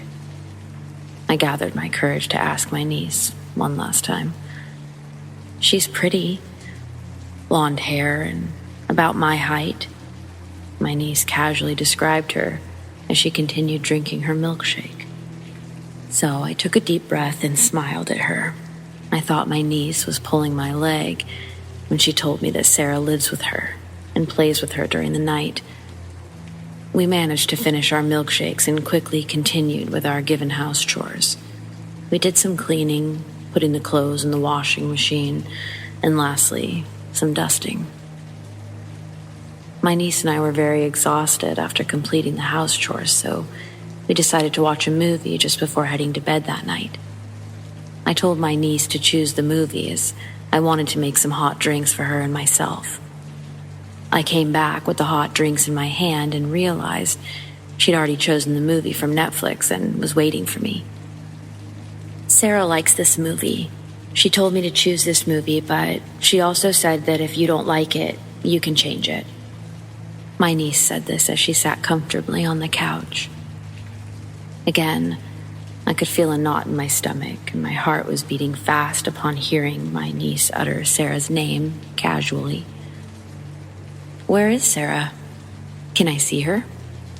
I played along with my niece. "I told you, she'll only come out at night. Now she's sleeping." My niece didn't even flinch a little. "Now is night, sweetheart, so where is Sarah?" I pushed my luck again with my niece. My niece smiled at me suddenly and said, "She's right behind you." I quickly turned around and I saw nothing behind me. My heart was thumping hard in my chest as I looked back at my niece. "There's no one there, honey," I managed to speak up. "She says she doesn't like you and she wants you to go home now," my niece uttered as she looked behind me. "Okay, time for bed now," I said as I ushered her upstairs to her room. My niece shares her room with her parents in the main room, so they have a huge bed that would be shared by her parents and her 3 sisters, who've gone to their school's camp that day. I put my niece to bed that night, and my niece suddenly asked me if she could play hide and seek before bed. "No, it's late. You should go to bed now." My voice was stern as I turned her down. That's when my niece looked at me with piercing eyes that scared me. I backed up a little as I noticed how stiff she was looking at me, without any words uttered or any body movement. I told you to go home. Go home now. My niece growled in another voice at me. Her voice was much deeper and scarier when she yelled at me to go home. I quickly got down from the bed and rushed to my handbag for my phone. My niece was still sitting on her bed, but she was chanting something under her breath in gibberish. Her body swayed back and forth as she mumbled those words under her breath. I reached for my phone fast and called her parents. I narrated the whole story to them and told them to come back as soon as possible. I was worried if this problem didn't get solved immediately, it might get out of hand. Then I heard laughing and giggling all of a sudden in the room, which made me turn around in nervousness. My niece was talking to someone, laughing and giggling, as if there was someone with her on the bed. I watched her laugh and talk alone in horror as I waited for her parents to arrive that night. Her parents came back that night and asked me what happened again, and I told them everything. I told them about Sarah O'Neill and that she'd only come out at night to play with their daughter. Without any hesitation, her parents immediately called a priest from a nearby church. I wondered why they were rooted to the ground with fear when I uttered Sarah's name. Sarah O'Neill recently died in a car crash 2 weeks back, my sister-in-law explained as her voice broke.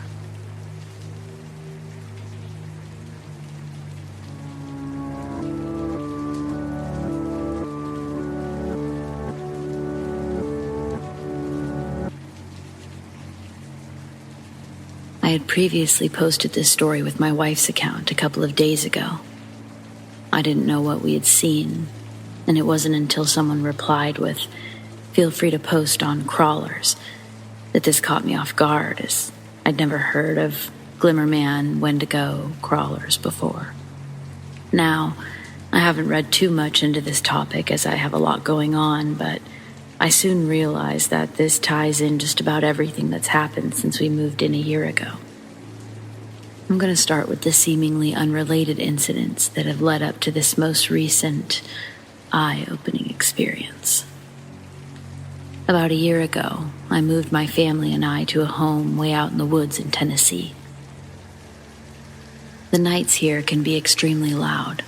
Between the crickets, the tree frogs, and the cicadas, it can almost be deafening. One night, not too long after we moved in, I'd forgotten something in my car and I headed outside to get it. The first thing that struck me as odd was that my dog wouldn't go outside with me.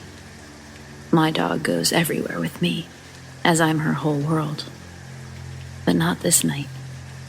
As I held the door open, she looked out and then looked up at me like, nope. So I walked out and shut the door behind me. The second thing that caught me off guard was that there was not a peep. It was dead silent. Still, shrugged this off and walked down my front steps and headed down to the car. When I'd gotten about 10 feet from my car, the hairs on the back of my neck stood up. I felt as though something was watching me. I looked around but saw nothing. After I reached in the car for what I'd forgotten earlier, I had this feeling like something was moving towards me. I took a step back and checked around me.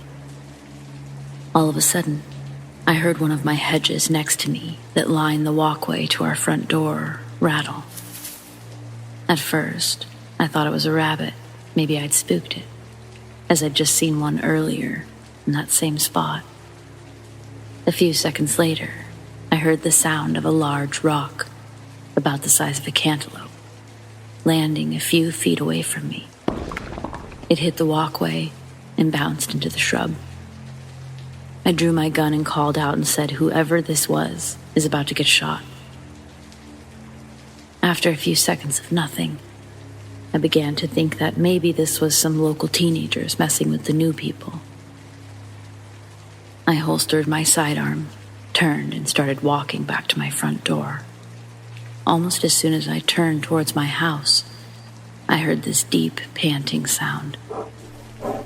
It sounded like a huge dog, but what made me nope back into my front door was that it sounded like it was right behind me. I leapt onto my porch, turned and drew my gun again, expecting something to be right there, but again, there was nothing. A couple of weeks later, I was on my porch at night, sitting on a bench with my wife. She got up and walked inside to get something, and as soon as she shut the door, I heard that panting sound again. I couldn't see anything, yet this sounded like it was right on top of me. The sound was coming from everywhere, and it was very loud. Again, I couldn't see anything, so I noped it back inside my house. Now, at this point, I was questioning moving here, but after nothing else really happening, I let it go. A month or so later, it was a really rainy, stormy night. This is around 9 p.m. My wife and I enjoy listening to the rain and talking about how relaxing it is. Me growing up in Oregon, I loved the rain. And for the past 10 years, we lived in Vegas, where it would dump the entire year of rain in a day, and then be bone dry the rest of the year. For my wife, who grew up in Nevada, rain was such a rare thing that she loved going outside and watching the rain. So for us, this is an enjoyable experience. Except this night in particular, things took a weird turn. As we were sitting there talking about the rain and relaxing, my wife stops me and said, "Did you hear that?" I said, "No, what did you hear?" To which she said, "I swear it sounded like a small child calling for help out in the woods beside our house." I said, "No, I didn't hear anything." After a few moments of us listening intently, she said, "There it is again." "I didn't hear a thing, sweetie. Are you sure you're not just hearing things?" I said. She looked at me offended that I didn't hear anything and said, "No, I'm positive. How could you not hear that at all? It was our son. I think he's out there and got lost." I said, "No, he's in the house sleeping on the couch." We then both looked through the blinds that were open right behind us, and we could see all of our children laying there. She said, "That's so weird. I swear it sounds like our son." I told her, "Well, it isn't him. He's right there. Besides, I don't hear anything." She then stands up and says, "Wow, he's really crying out for help. I need to go look for him." Now, at this point, if you knew my wife, you would know that she's absolutely creeped out by the woods. They wouldn't be caught dead walking around them during the daylight, much less at night during a storm. I grabbed her hand and said, "I've been listening intently, and there's absolutely nobody calling out for help. You need to stay here." At this point, I'm getting worried about her. She was acting completely out of character. Not to mention, at this time, she's 8 months pregnant with our baby daughter. She then says, "What if there's some child out there, lost in the woods?" And I told her, "Well, first off, I would be able to hear them too. Secondly, there's no one with other kids around here for miles. The odds of them being lost around our house that's lit up like a Christmas tree is nil." She then says, "I know, but what if it's a kid?" Before I could say anything else, she stands up and starts walking towards the stairs. I jumped up and grabbed her hand again, and I said, "No, you're not going. Get in the house. I don't know what's going on, but you need to go inside." She then complies, and we both go inside. I didn't know what this was, but it freaked me out. A few months after this, just as it was getting dark outside, I heard the front door to our house open, and I got up to investigate. We have autistic 6-year-old twins, and we have a door set up so they can't open it without us there. So to hear this sound, It could only be my wife. What was weird was the fact that she usually doesn't go outside without saying something to me. I walked out the front and I saw my wife walking down our private road towards the drive on the side of our house. I asked her what she was doing, and she says she was sitting on the back patio and kept hearing a baby crying in the woods. I said, "Seriously, and you just decided to walk off into the woods to investigate?" She then looks out into the woods and says, "See, there it is again." Again, I can't hear anything, but what I did notice is that it was completely silent out again. I told her, just like before, the chances of a baby being out in the woods outside our house is slim, and that she needed to go back in the house. And she said, "What if someone left a baby out there?" And I said, "Well, if that were true, I would hear it too." At this point, I was really starting to worry about my wife's mental health. I actually asked her to see a psychiatrist, and she did. Now looking back, I feel really bad about this, knowing what I know. The key to this moment was that my wife had just given birth to a baby girl a month before. A few days after this, we were out on the front porch. It's early evening, and I'd just mowed the lawn, and our 3-year-old was riding around on his own little car in the front of the house. Now he knows that he's not allowed outside of a certain area that we've mapped off. He loves playing outside, but with the road behind 50 feet from our porch, we have to be careful as a lot of boaters will fly through after day drinking on their boats. As we're talking, we're both keeping an eye on him. A neighbor drives by and stops to say hi for a second. This interaction took approximately 8 seconds, as all they said are, "How are things?" We said good, and he told us he'd stop by later, as his wife had something for the kids, who happens to be one of their school teachers. And we said, "Okay, great," and he drove off. I looked over at our son, and he was gone. I called out his name and ran over to the side of the house, and I could hear his car on the side drive. I scolded him for leaving the area, and he said something in his 3-year-old gibberish and pointed to the woods behind our house. I said he had 5 seconds to get back up to the front of the house or else, and he adamantly pointed back in the direction of the woods and kept trying to tell me something. I looked off in the direction of the woods and just assumed that he saw a deer or a squirrel or something, and he wanted to see it up close. I walked him back up the front of the house, and he cried the whole way there. He got really upset that I wouldn't let him go to the woods, but I just wrote that off as him being a curious 3-year-old, as most boys are. Now, this incident isn't isolated, as our twins have done similar things, but nothing quite as extreme as this. There have been nights where we've just laid down for the night and heard a loud bang on the side of the house, on the wall behind our bed. It was so loud that I jumped up and looked out the window. Our floodlight had come on, but I could see nothing. The weird part about this is that our bedroom sits about 12 feet from the ground level, as we have a full-size basement that's cinder block. I put on my slippers, and I grabbed one of my 12-gauge shotguns, walked outside to investigate. It was dead silent, again. The floodlight that's on the side of the house had clicked off at this point, so I walked over to the end of the deck and shined my light around the yard. There was nothing. I walked around the house, shined the light around intently.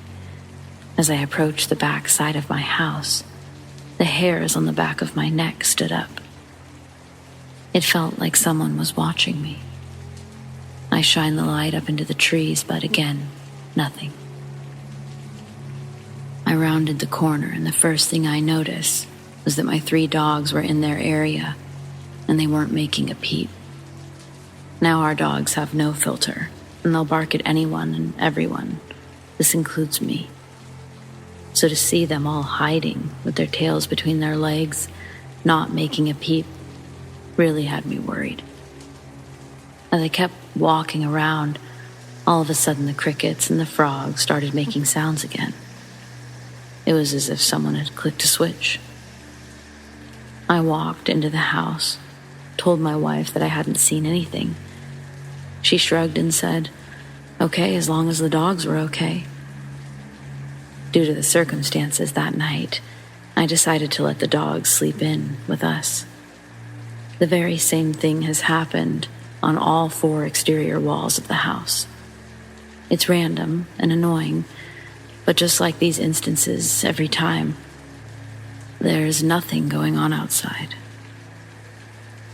There have also been times where we're sitting in the house, and as I was watching a movie, my wife walked over to me and said, "Did you call me?" I say no, and she says that she swears she heard me call her name right in her ear. She said that it was definitely my voice, but she didn't understand because it sounded so close, and I was a good 20 feet away from her in my recliner. The important part to this was that she was sitting at the table doing something, and the slider to the backyard was open behind her. Now, our back patio sits about 20 feet off the ground, and it's like a balcony. It's got no staircase access outside. There have been several instances where she would say that she heard someone whisper in her ear, but she couldn't make out the sound. Again, I kept thinking that she was going crazy, but as you'll see, I think all of this tied into the final moment where things are revealed. The last thing I want to mention before we get into what just happened is that I have a shooting range built behind my workshop on the opposite side of our property, next to the main road. It's kind of on a downslope, but it works perfectly for what I need it for. The range itself is cut straight into the woods, going down about 100 yards or so. When you're at the downrange, you have woods surrounding you on all sides, except back up at my shop. I have to say that it always has felt creepy when I'm dealing with my targets or mowing. When you're down there, it feels like you're miles from anyone. One day, around 5 in the evening, I was sighting in a new rifle scope. The sun was still up, but was starting to go down. So, I knew this was going to be the final test. Up until this point, nothing really happened while I was making my multiple trips downrange, other than this feeling of uneasiness. As I got downrange, I kept getting this feeling like someone or something was watching me. I looked around, but didn't see anything. As I was placing stickers over my previous shots, I heard something big off to the side of me. It sounded like a large branch had snapped off a tree. Now, if you've been in Tennessee woods, you'll know that a lot of branches fall off of trees randomly, out of nowhere. So this is nothing new, except this time it was very loud, and it sounded like fresh, strong wood, if that makes any sense. I turned and looked, but again, I couldn't see anything. I started walking back up to my rifle, and I swear I heard someone right behind me. I turned around, but again, nothing. As I started to walk again, I heard this deep growl. It was really deep and loud, and what's worse is that it was all around me. I turned around facing the range and started walking backwards.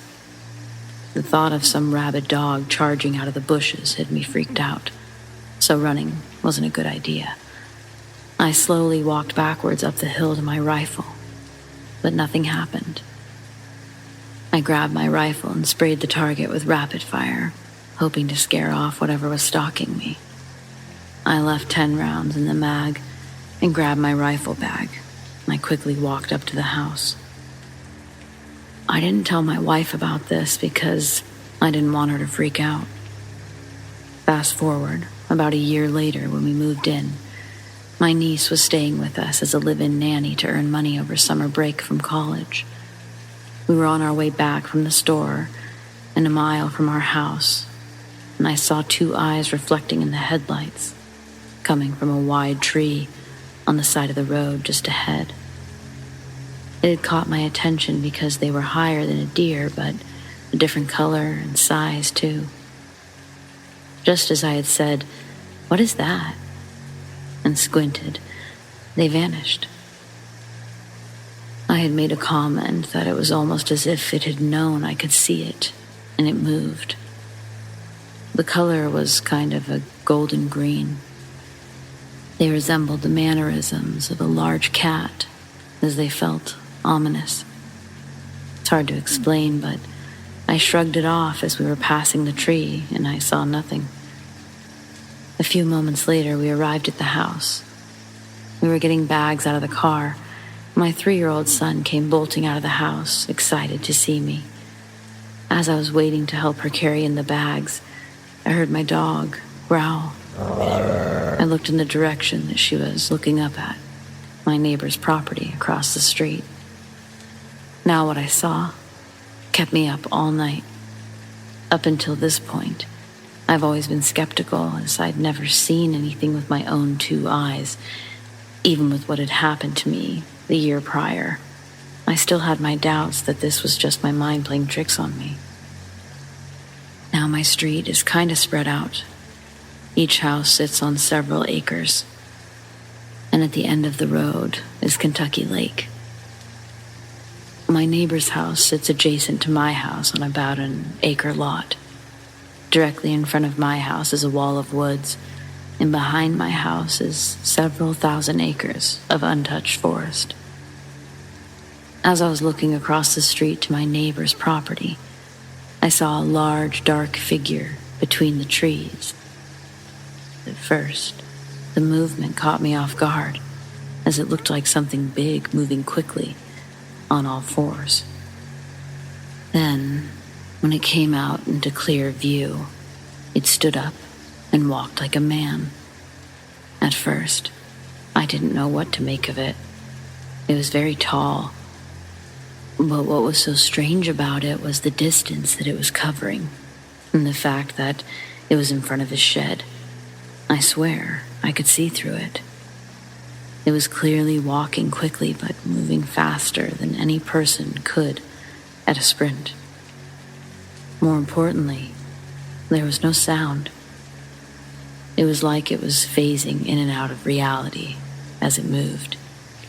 I said, "What the hell is that?" and realized that it was looking directly at us.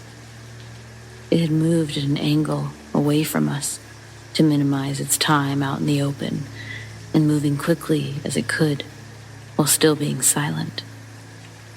The hairs on the back of my neck stood up as I realized that whatever it was stalking us. I told my niece to get in the house now, and I grabbed my son and booked it inside. I grabbed my AR-15 with the short scope and came back outside to see my niece still grabbing stuff out of the car. Knowing I told her firmly and clearly to get in the house, her disregard for my command annoyed me, but still I watched over her without saying a word. As she was slowly walking, she turned towards the woods across the street from my house, and suddenly bolted for the house. She ran up the steps in a panicked state. I asked her what she saw, and her face was pale as a ghost. She said, "I heard something big in the woods, walking loudly on the leaves. When I turned towards it, I heard a deep, guttural growl." I asked her why she didn't come in when I told her, and she said that she thought I was talking to my son. I told her what I'd seen, and she wanted to get a closer look to see if she could see something for herself. I told her it wasn't a good idea, and she went anyways. As she was walking down the walkway, I heard the sound of dry leaves crunching in the woods across the street. I told her to stop and come back to take the flashlight. Now at this point, she's about 6 feet away from my wife's SUV.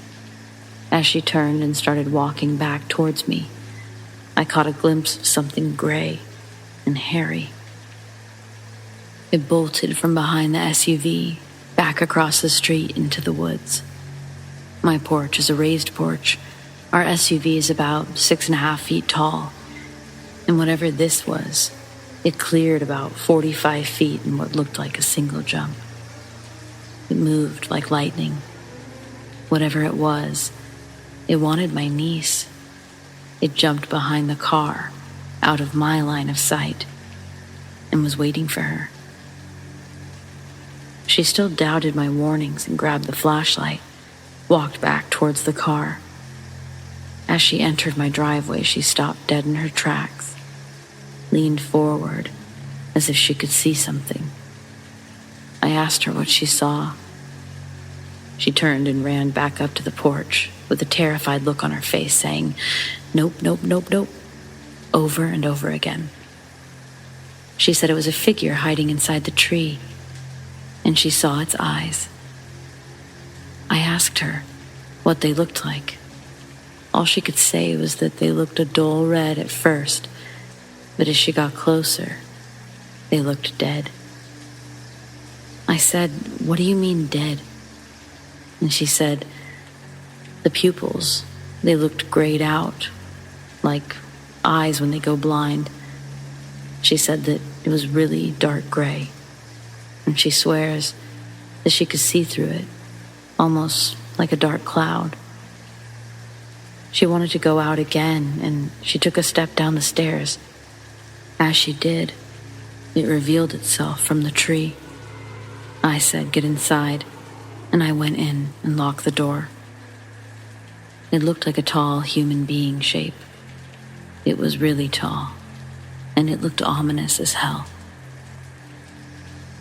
The next morning, we did a height comparison to the tree limb that she saw it stand over, and I put its height at around 9 feet tall, and its eyes were about 6 inches apart.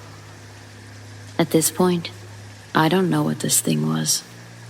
After doing some research, I think that this was a glimmerman or crawler. I looked to see if there had been any other sightings in Benton County, but nothing.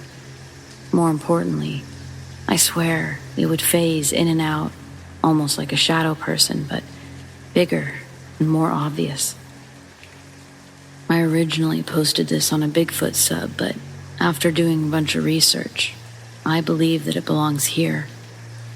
One of the things that makes it fit is that it can communicate telepathically. This explains why everyone was hearing something that nobody else could hear. Secondly, it has a playback-like communication. So when I heard a dog panting, it was probably one of my dogs that it had heard. My wife was actually hearing our son crying for help, as he'd recently fallen and cried for help.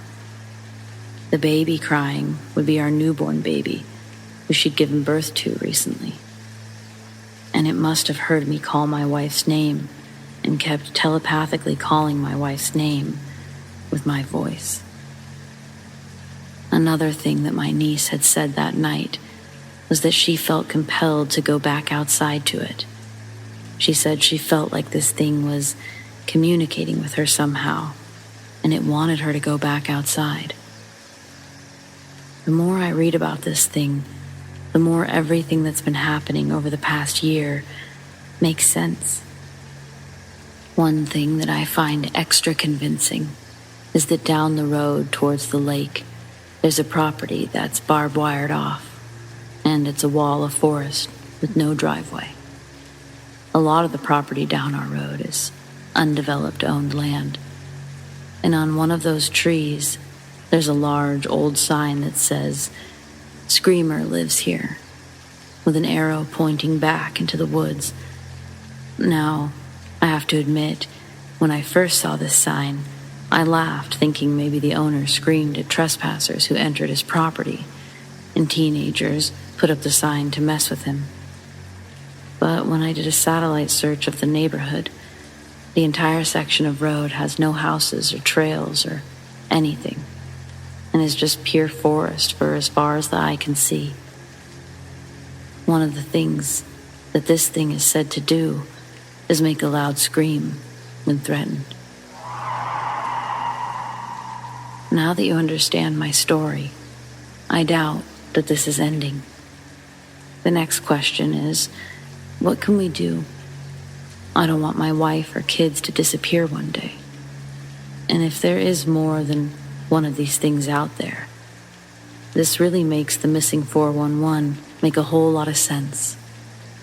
I feel perplexed and scared, as what can I do? Any advice? I'll try and keep this post alive with as many new experiences as I can.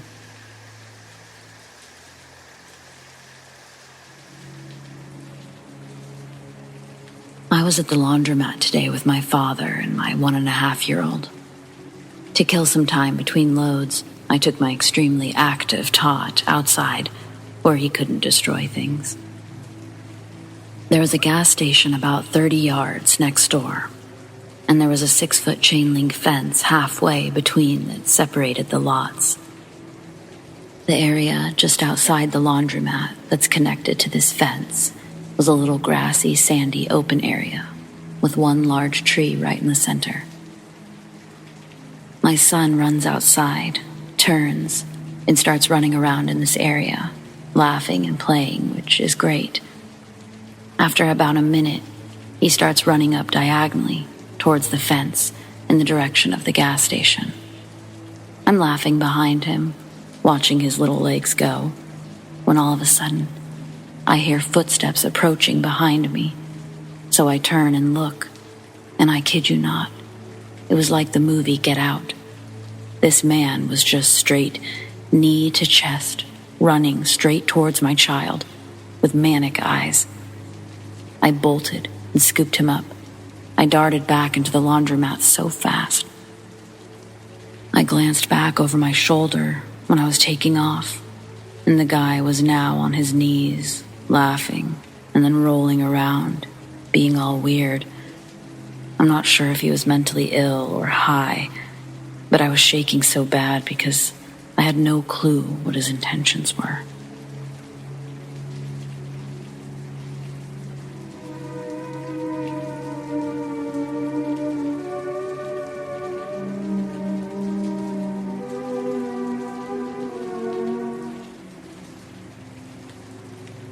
My father told me this story from his childhood very recently, and as a firm believer in ghosts, I decided I needed to do some research on it. If anyone knows any legends or stories that sound similar to this, please give me your thoughts. For reference, as a child, my father was around 10 when this happened. He lived in a cabin on stilts, right next to a river in the mountains. The long driveway that led to his house, along with the other cabin that belonged to a family friend, and was primarily used as a vacation home, had sort of a slope on one of the sides. It went down rather far and trees filled the area. Where the land became flat, there sat an old trailer, one of those small ones, and part of the river was near it, which will later be important to the story. Keep in mind that no one in the family ever spoke about this trailer, and as far as my father could remember, it was never even acknowledged. My father and his cousin would constantly explore places that most people would walk away from, even as young children. I've been told stories of them climbing down into caves with only a flashlight, or just waltzing into abandoned cabins in the middle of the woods without a second thought. Yet, they never went down to that trailer. My father said they would often look down the hill to the trailer, but never climb down due to the intensely negative vibe the place gave off. One night, my father and his cousins were playing outside around dusk. For some reason or another, they ended up at the top of the hill, looking down at the trailer. This time, though, it was different. Near the top of the trailer, there was a small window, a small little port window kind of thing. They saw a face looking back at them through the window and immediately booked it. They ran down the driveway back towards the cabin, panicked about what they had just seen When my father looked back, they saw a floating head chasing after them. My father had a hard time describing the head, as it had been a long time since this event took place, but he kept reiterating that it had a strange kind of glow to it. The way he described it was as if you were to look at a light bulb. It was like the aura around it. His cousin said it seemed like a fireball. When they arrived back at the cabin's front porch, the head was no longer chasing them and was nowhere in sight. They never told their parents about the experience because, as my father says, the floating head was chasing us. Who's going to believe that? Later, I believe a year or so later, it could have been longer, a huge flood hit the area. The waters were so deep that the entire trailer would have been completely submerged. When the floodwaters receded, the trailer was gone, washed away with the water. No one in the family ever mentioned it or spoke about it, and no trace of it was ever seen again.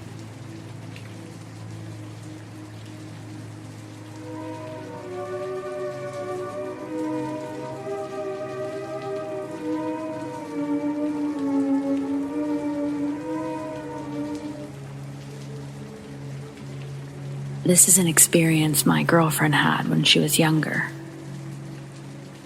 Around 2010, she was at her grandmother's house. It's an old single-wide trailer in the woods. It belonged to her great-grandmother before, so it's around 40 years old. It's got some rooms added toward the back of it, with a curtain separating the rooms from the original trailer.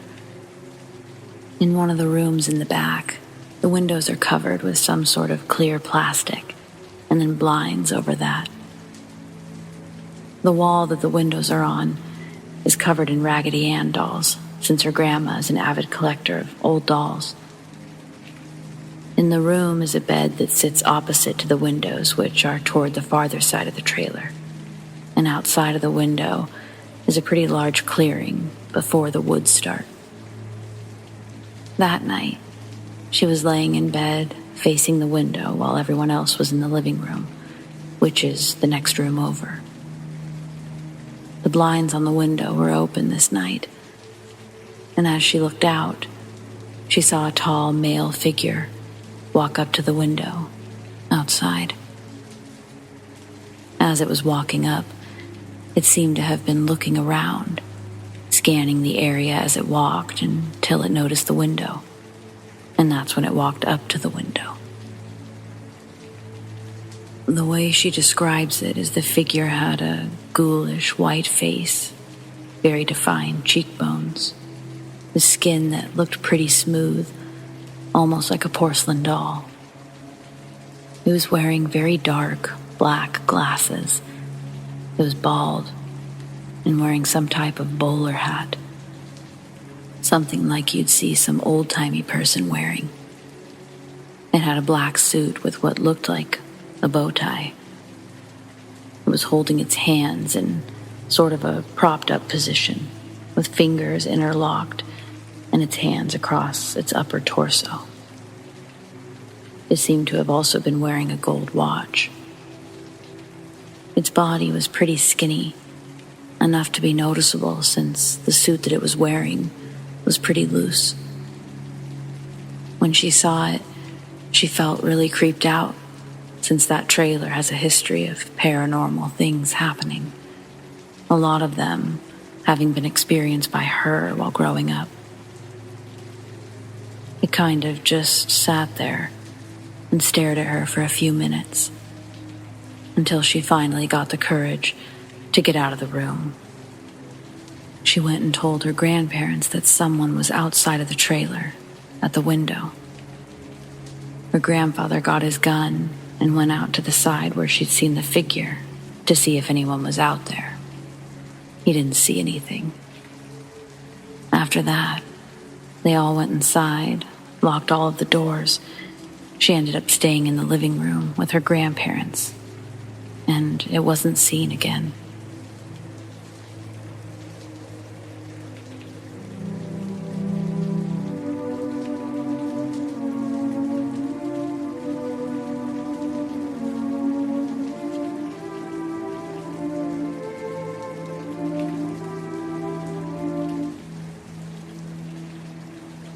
This is a memory my sister and I have from when we were kids.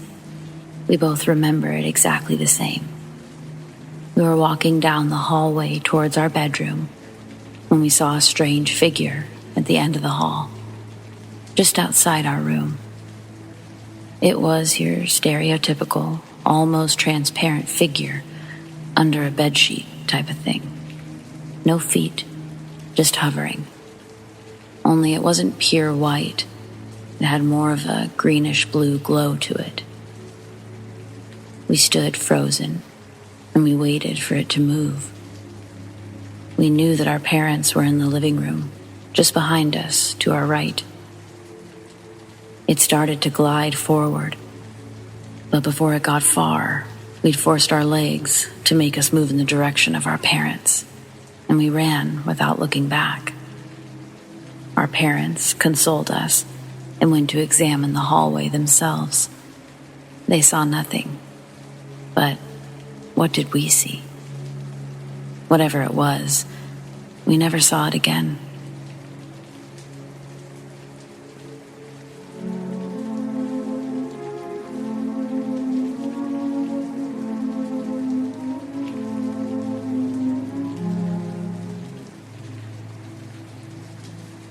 After a painful breakup, I decided to try Tinder and Bumble. I'd gone on a few dates on both, and everything went fine. This one guy on Tinder seemed nice enough. He was attractive, intelligent, and a school teacher in the area.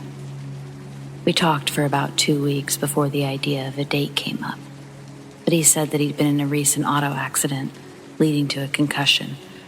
He was thus advised against unnecessary driving for at least a month. As a person in the medical field, this checked out.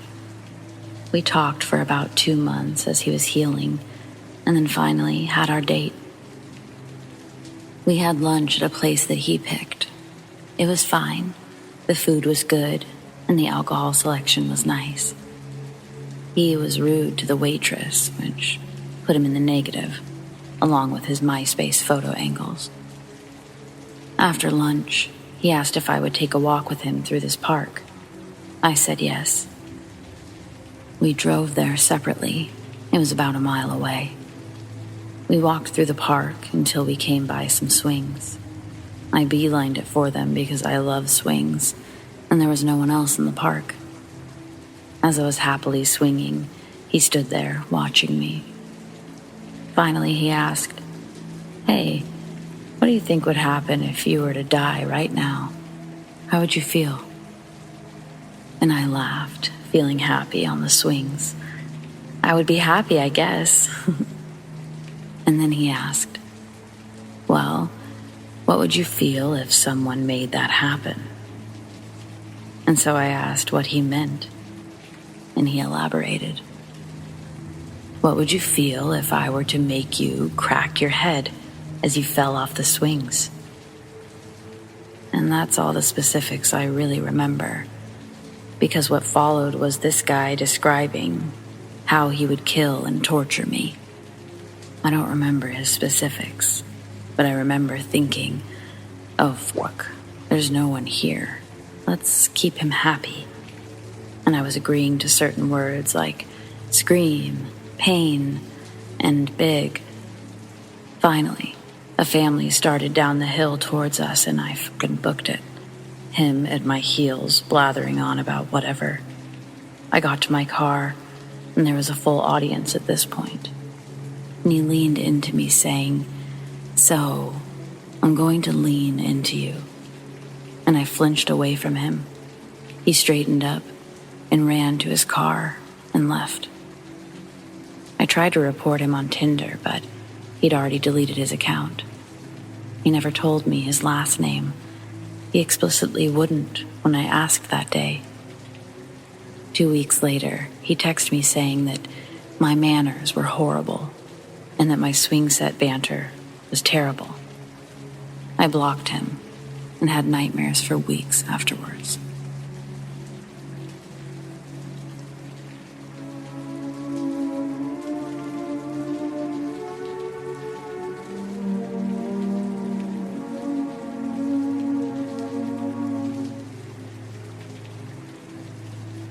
I encountered what I believe was Bigfoot on 2 separate occasions. My first experience was when I was young. My parents had me in a very small private Christian school in rural Maine. I had roughly 6 classmates, and only one was my age, the teacher's son. One day, we were running around outside, racing, playing with rocks and things of that nature. Normal 7 to 10-year-old boy stuff. Now, out back of the church, there was a very large clearing, which I assumed at the time was to make room for additions. But me and my buddy, Josh, always liked to mess around back there, as the earth was extremely uneven.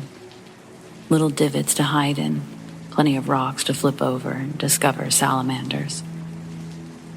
On this particularly warm afternoon, we were nearing the tree line when we both smelled something foul. We scoured the area for potential dead animals and found next to nothing. As we neared the center of the field, Josh stopped in his tracks and just stared at the tree line, frozen with fear. I called out his name a couple of times, and he just turned and ran, telling me, "Run, run, run." I looked in the direction that made him flee, and I saw a very tall, upright human figure walking between trees with its face following me. Hair covered its body. I too took off and never went back. Our parents, of course, said that we saw a bear, but we know what we saw was no bear. Fast forward to 2012. I've gotten married, have a child, and have enlisted in the U.S. Navy. I was stationed in the Pacific Northwest and have heard the stories, but heeded none of the warnings. My wife scoured the internet one weekend for an easy hike. Our daughter wasn't really old enough to walk, so we decided to bring the stroller. I'm going to be honest, I don't remember the exact location, but I do know that it was off the beaten path. We pulled up to the trailhead and we saw a couple of people very swiftly get into their vehicle, almost panicked, and they sped off. My wife and I dismissed it as they were probably in a hurry to get somewhere, so we continued, business as usual. We began down the path and almost immediately started getting an uneasy feeling. Mutually and audibly, we agreed that something was off. About 5 minutes deep into this actually rough path, the stroller was a bad decision, we heard a blood-curdling scream, which sounded like a woman, but not quite human. It was deep in the woods to our left. My wife and I looked at each other frantically. Time to go. I grabbed my daughter and my wife grabbed the stroller, and we took off. We heard the scream moments later, but this time it was much closer. And now we were hearing something very large trudging through the woods, but we couldn't see anything. We slowed down to listen, trying desperately to keep our location hidden, despite the fact that we felt like we were being watched. Now, the thing moving in the woods was coming from different directions without warning. We could not pinpoint where to keep our eyes, which direction. As we paused briefly again, it seemed like the woods stood still. No sounds, not even birds chirping. We felt like this was our opportunity to barrel out of there. We took off. We were close to the trailhead anyway. Not seconds after our borderline sprint, a massive boulder, probably 100 pounds, launched across the trail as if by slingshot, bouncing off the massive trees. We tried to see where it came from, as there were no hills, but to no avail. We kept moving, and we noticed a downed tree that was in the walking path, which wasn't there previously. After that, we got into our vehicle and took off. Were these humans messing with us? My wife and I didn't wait to find out. It was terrifying, and I doubt that we'll ever know the truth.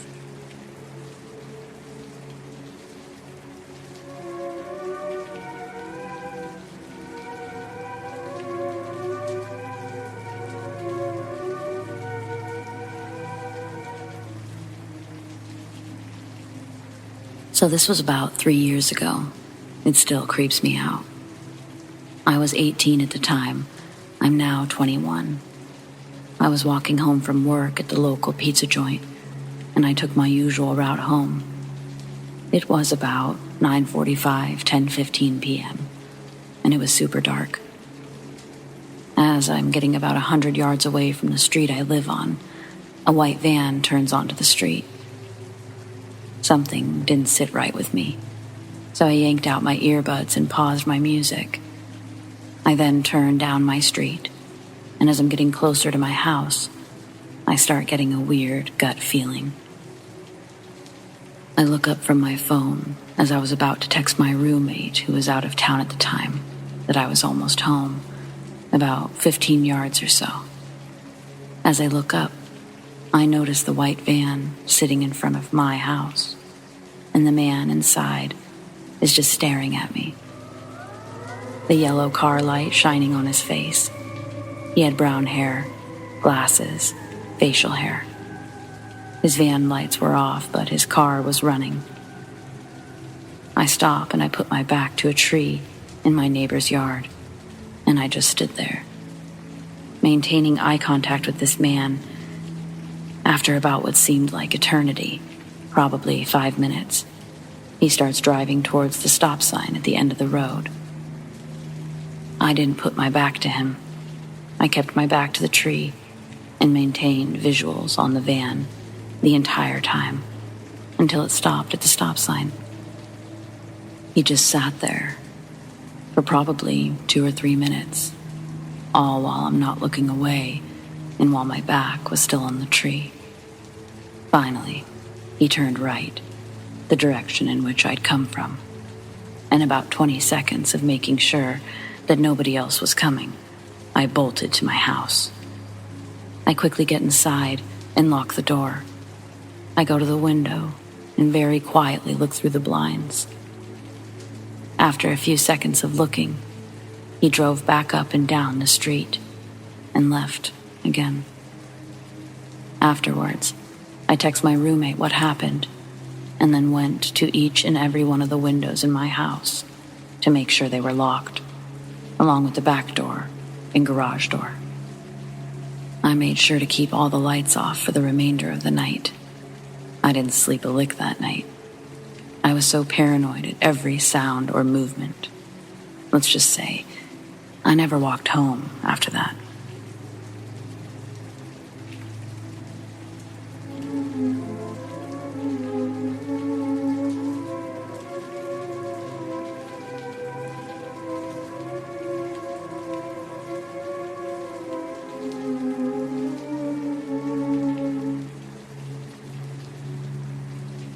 I don't really know if this belongs here, but it's such a weird yet insignificant event that I need to share it. I was at a family event today, Queen's Platinum Jubilee, and unfortunately, my family eats that kind of thing up. There were a few relatives I knew but hadn't spent a lot of time with. While I sat away from the main celebrations with my partner and one of the kids, she was 9 and took a shine to us, I thought I could smell smoke. I didn't vocalize it, didn't even look up from my phone, I just thought it. The girl looked at me and said, "You're right. They're having a fire next door. You can see the smoke." She then proceeded to point above the trees where there was smoke. My partner asked what she was going on about, and she didn't reply. I later asked my partner if I'd spoken out loud about the fires, and she said no. I also thought shouted her name for like 10 minutes after, and I got no response. So, less psychic and more glitch.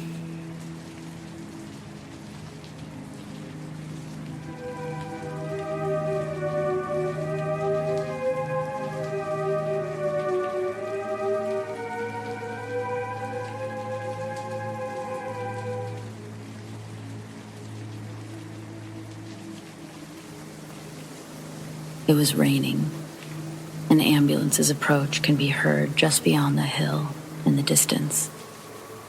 I'm no longer sitting in my driveway, listening to the Vikings game on the radio. I'm no longer in my car at all. An inhale brings the cold air into my lungs, piercing the warmth they once held. Exhaled in a fog in front of me. As if waking from a dream, my conscious senses begin to construct the reality around me. A quick glance down reveals that I'm now standing on the ledge of a bridge. The waters below travel at an unforgiving pace. A dark, raging current witnessed from what is surely a perishable height. Shock and terror propel me backward. My legs react before my brain, and I desperately cling onto the metal light pole that shared the small ledge with me. Tight in my embrace, I notice that I'm not alone. On the bridge, standing in the road, I locked eyes with a young man. He's in distress, holding a cell phone up to his ear and pleading with someone not to jump. I realize his requests are directed towards me. And suddenly the darkness around us is extinguished by the arrival of ambulance lights. Behind the ambulance is a cop car. The officer leaps out of his vehicle and runs towards me, telling me to hold on.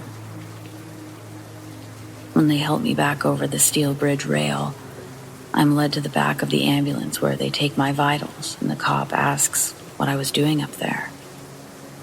I didn't know. I didn't know how I got up there. I didn't know where I was. And my car was nowhere to be found. But I told him everything that I could remember, including that the last place I saw my car was in my driveway.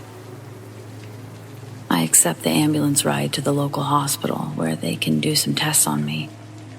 As we walk in, I see that it's almost 4 a.m.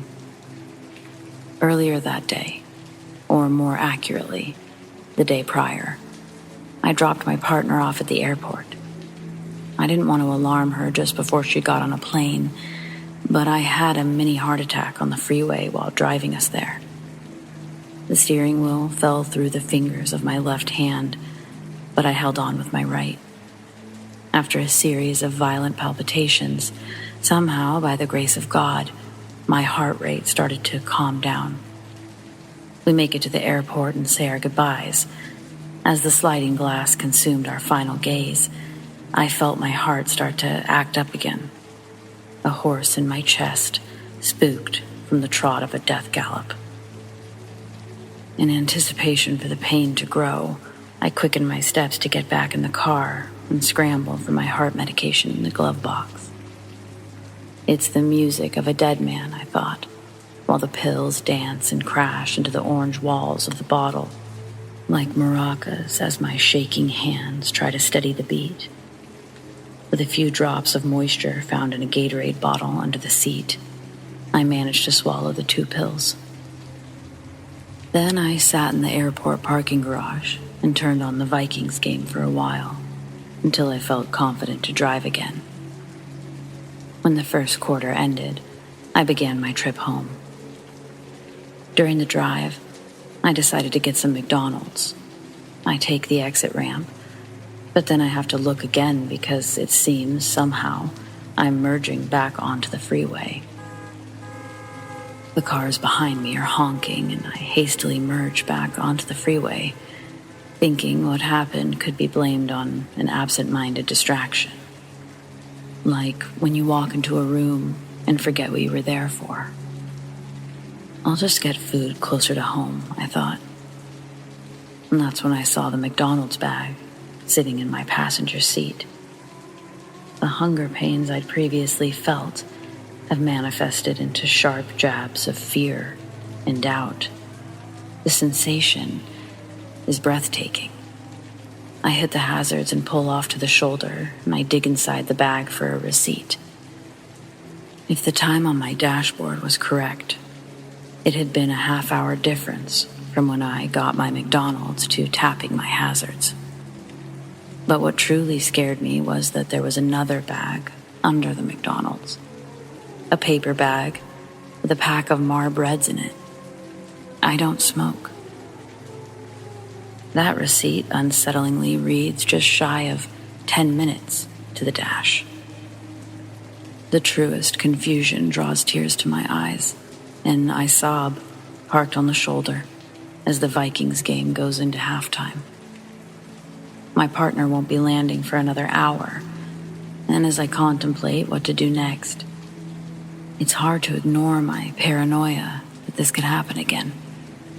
I know I probably should have just stayed there and called an Uber or a cab. But the expenses involved in letting my car get towed consciously pushed me back onto the road. By the end of the third, I'm about to reach the exit into town, 4 miles away. Looking down at my hands, I'm shaking again. But vibrating through the shakes, water droplets start forming on the back of my hands. The car isn't hot. I don't feel hot, but I start to feel the dampness of my hands begin to transfer throughout my body. Drops of cold water race from the nape of my neck down my spine. I think I'm having a profound cold sweat. The sweat begins to get in my eyes, and it makes the steering wheel hard to grip. I hear an ambulance climbing the rows of traffic behind me. My car is in the lane it will be obstructing soon. The lane next to me opens up and I grab the wheel as steady as I can and begin to get over. Using extra caution, I look back and then forward. What was originally in front of me was a silver Mazda. Then, in the blink of an eye, an entirely different car. Maroon Chevy Tahoe, on an entirely different street. I'm on my street. In the game, it's almost over. As I rip into my driveway, I put the car in park and I rest my head against the headrest as I contemplate calling an ambulance. A part of me just wants to go inside and go to bed. But it's in that moment that I'm transported to where I started the story. The ledge. From gas pedals beneath my feet to the stone of that ledge. All in the blink of an eye. The officer that night must have felt pity for the state that I was in, because after I was shipped off to the hospital, they did a sweep from the bridge back to my address, looking for my car. The officer showed up at the hospital and he says that they'd located it, telling me that it was indeed parked in my driveway. He looked a little concerned as he continued on, telling me that the keys were still in the ignition and that my phone was on the front seat and my front door was wide open. They walked inside, but nothing looked burglarized. All of my electronics were still plugged in, and my wallet was even on the living room table. The officer takes it out of his pocket and gently tosses the worn leather, along with my keys, onto the metal tray beside my hospital bed. They were kind enough to lock everything up and bring my things to the hospital. But they weren't about to let me get back on the road after everything I just told them. The next couple of hours, I was almost wishing to black out, as inconclusive test after inconclusive test was read to me by a training physician. And as much as I wanted to safely stay in the confines of my hospital room under the watchful eye of medical professionals, it was made pretty clear to me that staying wasn't going to be an option. At this time, there was nothing more they could do for me. Call us if you experience another episode, were the last words spoken to me at the ER. Well, actually, I did hear from the receptionist, "Okay, be outside in 5 minutes," as she confirmed that she'd called a cab for me. Once again, I was utterly alone in the world. My cell phone was dead, but at least back in my possession. The whole cab ride home, my eyes rapidly panned from the road to the clock every 30 seconds. terrified I'd blink again to find an unfamiliar world around me. And now I had to worry about somebody else being involved. When the cab pulled up to my house, I didn't bother waiting for any type of change. Just tossed the driver some 20s and made my way to the front door, which was still closed and thankfully not wide open. Entering the house, I noticed immediately it's permeated with the thick smell of cigarette smoke. The Marbreds that were previously on my passenger seat are now laying on the floor of my living room. 4 smokes are missing from the pack. My loathing for the moment turns into spiteful determination to figure out this puzzle of mind and body.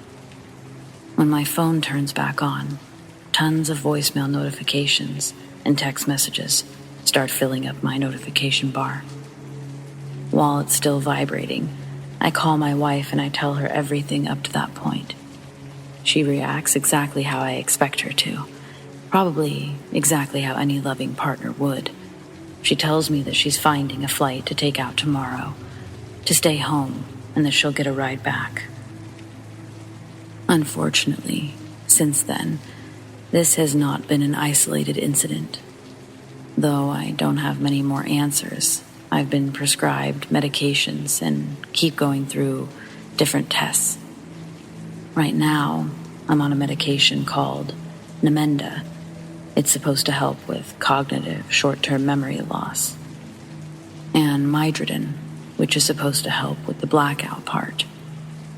I'm lucky to have married the most patient woman on the planet. She's become my record keeper of the day-to-day. She's also trained herself to look for signs that I may be stumbling into a mental void.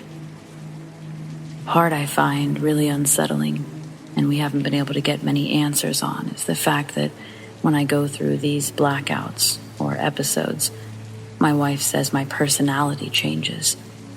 She says the person that she's talking to is no longer me. From my voice, my mannerisms, everything just sort of changes. I know it scares her just as much as it does me. If I'm honest, I'm nervous that this is my life now, that this is the outlook for the rest of my marriage. I feel like the solitude of my soul has been pulled away somehow.